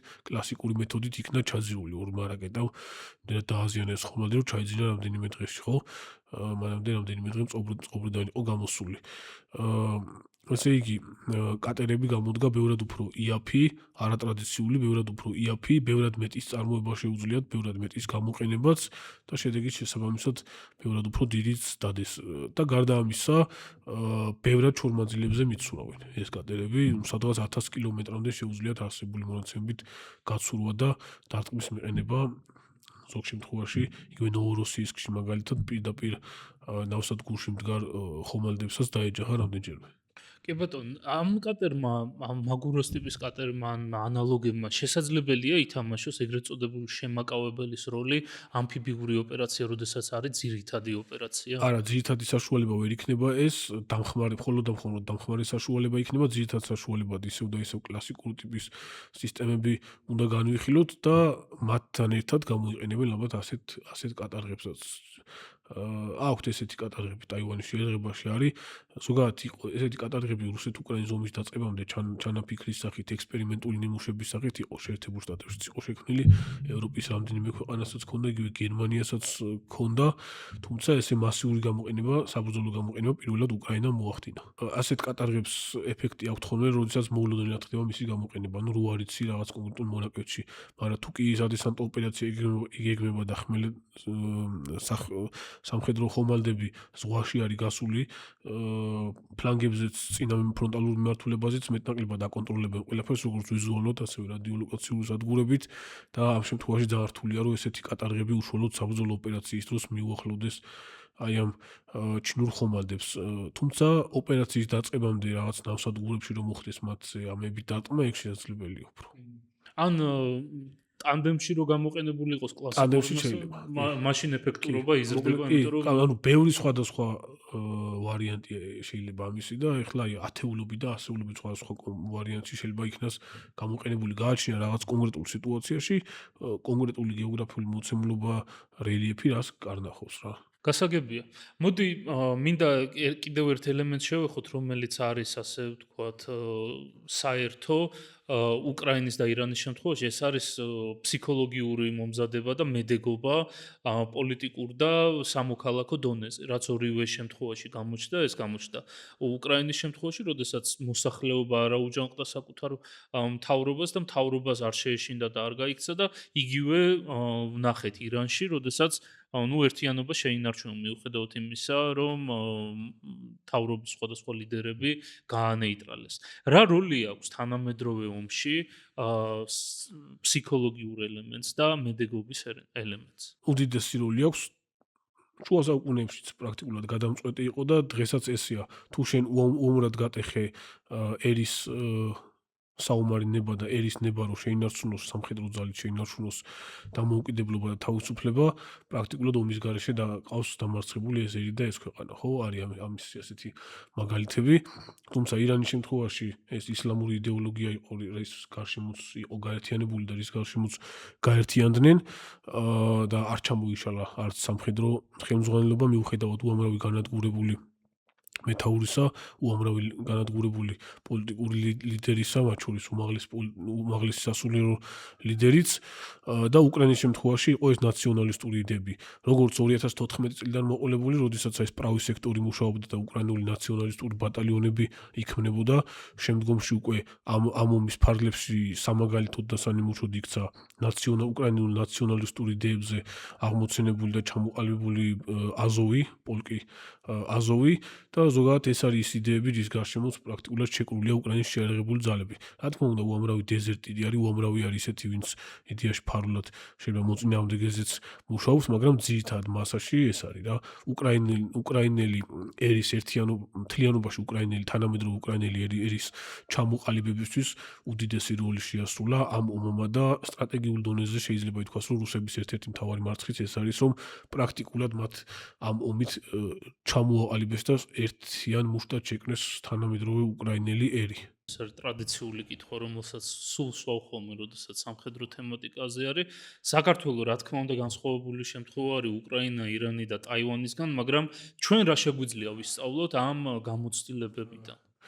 ჩვენ ალბათ საათობით სასაუბრო თემა არის კიდე ჩვენი საკითხი ცალკე, მაგრამ მოკლედ მარტივად რო ვთქვა, ჩვენ არ გვაქვს იმისი დრო და უფლება, რომ სხვების გავლილი გზა ერთ-ერთი ზუსტად ისე გავიაროთ, თავისი შეცდომებით და ყველაფრით და მერე მივიდეთ იმ დასკვნამდე, რომ დიდი მოწინააღმდეგის წინააღმდეგ ჯობია ცოტა განსხვავებული ტაქტიკით მუშაობა. მოკლედ რაღაცა ტიპის კლასიკური მიდგომებს უნდა გადავახდეთ მთლიანად და გადავიდეთ ისეთი ტიპის სამხედრო სისტემა უნდა შევქმნათ საომავლოდ, როგორც მუშაობს ახლა უკრაინაში. ანუ სამხედრო და სამოქალაქო რესურსის ერთიანი დიდი ჰიბრიდია, სადაც პრაქტიკულად ყველანაირი რესურსი არის გაერთიანებული და ეს ყველაფერი იმართება ერთიან ციფრულ სისტემაში. ანუ ყველა თუნდაც უმნიშვნელო ელემენტი და მნიშვნელოვანი 엘ემენტი გაერთიანებულია ერთიან ციფრულ ველში და ძალების და რესურსების მაქსიმალური ოპტიმიზაციით მცირე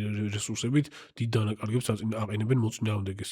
ჩვენ არ გვაქვს იმისი ფუფუნება, არც დრო, არც იმის ფუფუნება და არც იმის უფლება შესაბამისად, რომ რაღაცა ვიფიქროთ იმაზე, რომ რაღაცა რამდენიმე ასეული ტანკი შეიძლება გვყავდეს შეიარაღებაში, 1000 ტანკი გვყავდეს შეიარაღებაში და სატანკო ბატალიონებით შეიძლება შევტიოთ სიტყვაზე, ხო, რაღაც მოწინააღმდეგეს. ანუ ესეთი აბსურდული რაღაცებზე ფიქრის დრო აღარ არის, ანუ ხო, სხვა მიდგომებზე. იგივე 2008 წლის ომამდე როგორი ტიპის არმიის აშენებაც მიდიოდა და რეალურად როგორი ტიპის არმიაც გვყავს ახლა, არმია არა, შეიარაღებული ძალები, სამხედრო ძალები, არმია კიდე სხვა რაღაც არის, სხვა ტიპის ფორმაცია არის. ეს ჩვენს წინაშე არსებული ამოცანებისთვის დიდად შესაბამისობაში ვერ არის. ანუ აღარ არის დღევანდელი ქართული სამხედრო ძალები დიდწილად ვერ პასუხობს იმ გამოწვევებს, რაც რეალურად დგას საქართველოს. სულ სხვა ტიპის მიდგომები არის ახლა საჭირო და მხოლოდ სამხედრო ძალაზე არ არის საუბარი. ეს არის ზოგადად საზოგადოების ერთ-ერთი ნაწილი, ხო, საზოგადოებიდან გამოსული შედეგი არის. საზოგადოება რეალურად არ დგას იმ გზაზე და არ იმზადება ისეთი პოტენციური ომისათვის, როგორც სიტყვაზე რუსეთ-უკრაინის ომი არის. ხო, 1000 სხვადასხვა საფრთხე არის გარშემო 360 გრადუსით, ხო? მაგრამ წინაც საუბრობთ ამას. მე და გიორგი ანთაძე რო ვიყავით ჩვენთან პოდკასტში, ანუ პრიორიტეტები საერთოდ სხვა მიმართულებით აქვს სამწუხაროდ ქართულ საზოგადოებას და რეალურად პრიორიტეტები უნდა იყოს იქით, რომ ტექნოლოგიურად უნდა განვითარდეს ქართული საზოგადოება, ქართველი ახალგაზრდები, მაგალითად თავდაცვის უნარიანობა ჯერადობით გაიზრდება, თუ ყოველ მეორე ახალგაზრდას ეწოდება მარტივი FPV დრონის აწყობა და მართვა. აი ესეთ რაღაცებზე უნდა წავიდეს. ტექნოლოგიური უნივერსიტეტები უნდა განვითარდეს, მკვეთრად უნდა გაძლიერდეს ჰუმანიტარულთან შედარებით ტექნიკური სპეციალობების სწავლა, ქიმია, ფიზიკა, მათემატიკა და ტექნოლოგიური ინჟინერიის მიმართულებით უნდა გაძლიერდეს. ანუ ბევრი კვლევითი ობიექტები, ბევრი კვლევითი ცენტრები უნდა გაჩნდეს, სადაც ახალგაზრდები სხვადასხვა ექსპერიმენტებს ჩაატარებენ, როგორც ფიზიკის მიმართულებით, ქიმიის მიმართულებით, რობოტიზებული კომპლექსების მიმართულებით და ასე შემდეგ. რეალურად მეხუთე თაობის ომი, რაზეც მიდის ხოლმე საუბარი, მეხუთე თაობის ომი არის ის ომი, რასაც ყველა პოტენციური მოწინააღმდეგე შემოგთავაზებს ჩვენ ბრძოლის ველზე, ანუ რობოტებით გაჯერებული ბრძოლის ველი, დრონებით და რობოტებით გაჯერებული ბრძოლის ველი, რომლებიც ნაწილობრივ იმართება ხელოვნური ინტელექტით. ანუ სამხედრო საჭიროებებზე და დანიშნულებაზე გათვლილი ხელოვნური ინტელექტის მიმართულებით უნდა ვიმუშაოთ, რობოტიზებული სისტემების შექმნაზე უნდა ვიმუშაოთ, რომლებიც მაგალითად საქართველოს პირობებში აი ხშირად რომ მიდის ხოლმე საუბარი, რომ თაგორიანი რელიეფი გვაქვს და მოწინააღმდეგისთვის დამატებითი შემოფერხებელი ფაქტორია, თაგორიანი რელიეფი მაგალითად ძალიან კარგად შეიძლება იქნას გამოყენებული და რობოტიზებული სისტემებით მაგალითად ძალიან კარგად ჩაკეტო ზოგიერთი საშიში მიმართულებები, რობოტიზებული საჰაერო თავდაცვის სისტემები, რობოტიზებული ტანკსაწინააღმდეგო სისტემები და ასე შემდეგ. რასაც ახლა უკრაინა იყენებს, რუსეთის იყენებს, უკრაინაც იყენებს ბრძოლის ველზე გაშლის სივრცეში თუ ესენი მუშაობენ, ესეთ რელიეფზე როგორც ჩვენ გვაქვს, ზოგ შემთხვევაში 10-ჯერ უფრო მეტი შედეგი შეიძლება დადოს. მოკლედ, დრონებით და რობოტიზებული სისტემებით ამ რელიეფზე მკვეთრად შეგვიძლია ჩვენ პოტენციური საბრძოლო მოქმედებების შემთხვევაში დანაკარგის და ზარალის შემცირება ცოცხალ ძალაში და სხვა რესურსებში. ანუ რაღაცა რაც შეიძლება გაკეთდეს ერთი ასეულით, შეიძლება რამდენიმე ერთეული რობოტით გააკეთო რა, რაღაც კონკრეტულ მოცემულობაში. ამ მიმართულებით უნდა წავიდეს ჩვენი აზროვნება და ჩვენი მუშაობა და არა ის რომ ვიღაცებს აკადემიის სწრაფად დაშლა აწყობა ისწავლონ ვიღაცებმა და ასე შემდეგ. ეს ბევრი არაფრის მომცემი აღარ არის. ეს საბაზოზე საბაზო არის, რაც ისედაც ყველამ უნდა იცოდეს და ისედაც სკოლაში უნდა ისწავლებოდეს ყველაფერი. სამხედრო გაკვეთილები აბსოლუტურად ყველა სკოლაში უნდა იყოს სავალდებულო და ავტომატის დაშლა აწყობა და ყუმბარტყორცნის სროლა აბსოლუტურად ყველა მოსწავლემ უნდა იცოდეს, მაგრამ ეს არის 1%.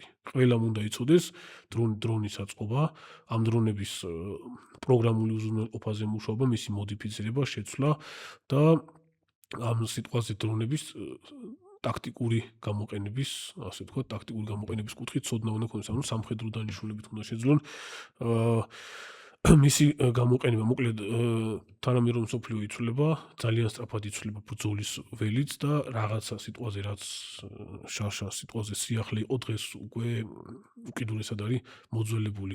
მოკლედ, თუ სწრაფად არ აუწევთ ამ ყველაფერს ფეხი, სხვანაირად გადარჩენა ძალიან რთული იქნება და სწრაფად ფეხს ვერ აუწყობ, თუ შენ ამ ყველაფრის შესყიდვაზე იქნები და სხვების მიერ მიღწეულის შემოტანაზე გააკეთებ აქცენტს. ანუ ადგილზე უნდა გაკეთდეს ეს ყველაფერი და ამას შესაბამისად მომზადებული ხალხი და სპეციალისტები ჭირდება და ჯერ აი ამ ხალხის და სპეციალისტების მომზადებით და შეკრებით უნდა დაიწყოს ყველაფერი.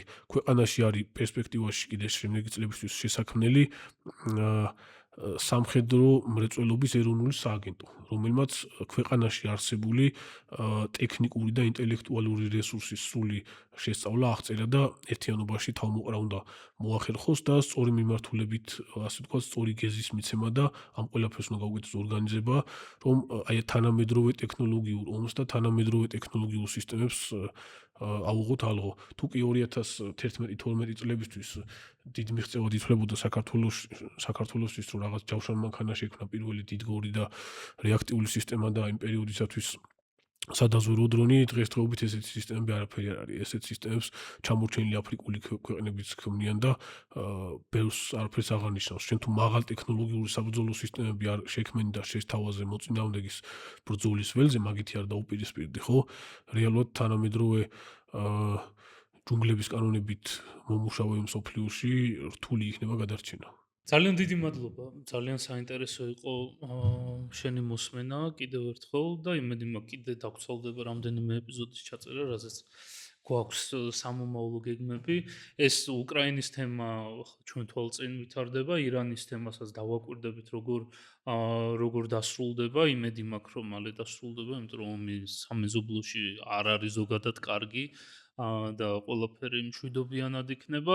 ტაივანს რაც შეეხება, ძალიან საინტერესოა. მე სულ მაფიქრებს ეს თემა, რაღაც გული მიგრძნობს, რომ აუცილებლად რაღაცა უნდა მოხდეს მაგ მიმართულებით, იმიტომ რომ ჩინეთი ერთადერთი დიდი ძალა არის დარჩენილი, რომელსაც რაღაცა სამხედრო აქტივობა არ ჩაუდენია, ასე ვთქვათ, საერთაშორისო დონეზე და მგონია რომ მაკეთკენ მიდის ეს თემას და დონალდ ტრამპის ბოლო განცხადებებს ჩვენ ახლა პარალელი გავავლეთ, ასე ვთქვათ, ვისაუბრეთ შემაკავებელ განცხადებებსა და ასე ვთქვათ, შენიღბულ განცხადებებს შორის უკრაინის შემთხვევაში და ბოლო განცხადება ტრამპის ის იყო, რომ ვერ ხედავს აზრს რატო უნდა დაიცვას ამერიკამ ტაივანი. ეს შეიძლება ერთის მხრივ იყოს ტრამპის კლასიკური განცხადება, როდესაც ხო, ცოტა რთული არის რაღაცა ლოგიკური ისინი იპოვნო რა.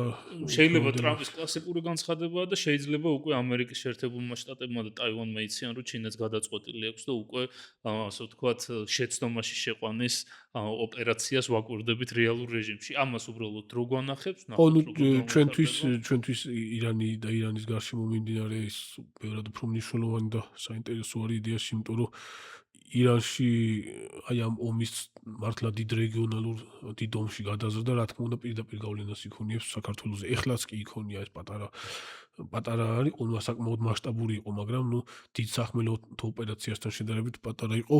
დიდი სახმელეთო ოპერაცია პრაქტიკულად რეგიონზე უსერიოზულეს გავლენას მოახდენს და ბევრ რაღაცას შეცვლის და მოატრიალებს. კი, ნუ აქვე არის ირანი. რა თქმა უნდა, ირანი აქვეა და უდიდესი ქვეყანა არის მოსახლეობის კუთხითაც და სამხედრო რესურსების კუთხითაც და ისეთ რაღაცაც აი დაუშვებელია რომ სიტყვაზე ირანში რეჟიმის ჩამოსვლის შემთხვევაში რაღაც მსგავსი მოხდეს როგორც სირიაში მოხდა, როდესაც უამრავ სხვადასხვა ძალას ჩაუვარდა სხვადასხვა შეიარაღება და ამ შემთხვევაში აქ ბევრად უფრო სერიოზულ სტრატეგიულ დონის შეიარაღებაზეა საუბარი, ანუ ბირთვულ კი არა და ბალისტიკურ რაკეტებზე, რომელსაც ბირთვული მუხტების ტარება შეუძლია თეორიაში და მოქმედების მანძილები რაღაც 3000 კილომეტრი და ასე შემდეგ აქვს რა. ასე შემდეგ აქვს. ამიტომ სირიასთან შედარებით ბევრად უფრო რთული სიტუაცია იქნება, თუ სამხედრო ოპერაცია დაიწყო და კონტროლის ჩარჩოებიდან გავიდა და რაღაცა სრული ქაოსი წარმოიქმნა რეგიონში, ბევრ რაღაცას ააფეთქებს. კი. და პარალელს გავავლობ ამერიკამ თუ გადაწყვიტა სამხედრო ოპერაცია და ბომბი მაგას ჩაერთო გულისხმობ. ტაივანში აუცილებლად ზრდის, ასე ვთქვათ, ჩინეთის. ტაივანში ნამდვილად აღარ იცლება ამერიკას, იმიტომ და შესაბამისად მაქსიმალური შესაძლებლობა იქნება სრულ რესურსებს შეიწოვს ირანი და უდიდესი, ასე ვთქვათ, რესურსების ჩადება და ჭედება შეერთებულ შტატებს აქ სტაბილურობის მისაღწევად. ერთი არის რეჟიმის დამხობა და ის, მაგრამ მაგითი არ დამთავრდება. კი, ჯინური წყევლა არის საინტერესო დროში გეცხოვროთო და დაახლოებით ეგეთი დროში ვართ და ნახოთ როგორ გამოვითარდება მოვლენები. ძალიან დიდი მადლობა კიდევ ერთხელ. დიდი მადლობა რომ ბოლომდე გვიყურეთ. თუ მოგწონთ ჩვენი კონტენტი და არ გინდათ რომ გამოგჩეთ სიახლეები ჩვენგან, გთხოვთ მოიწონოთ ჩვენი ვიდეოები, გამოიწეროთ ჩვენი YouTube-ის არხი და ასევე გამოყვეთ ჩვენ სოციალურ მედიაზე, Facebook-ზე, Instagram-ზე, TikTok-ზე. აუდიტორიის დაგროვებასთან ერთად ჩვენ გეგმავთ დავამატოთ სხვადასხვა ტიპის კონტენტი. ამიტომ თუ არ გინდათ რომ გამოგრჩეთ ჩვენგან სიახლეები, გამოიწერეთ ჩვენი სოციალური მედიის გვერდები. დიდი მადლობა რომ გვიყურებთ.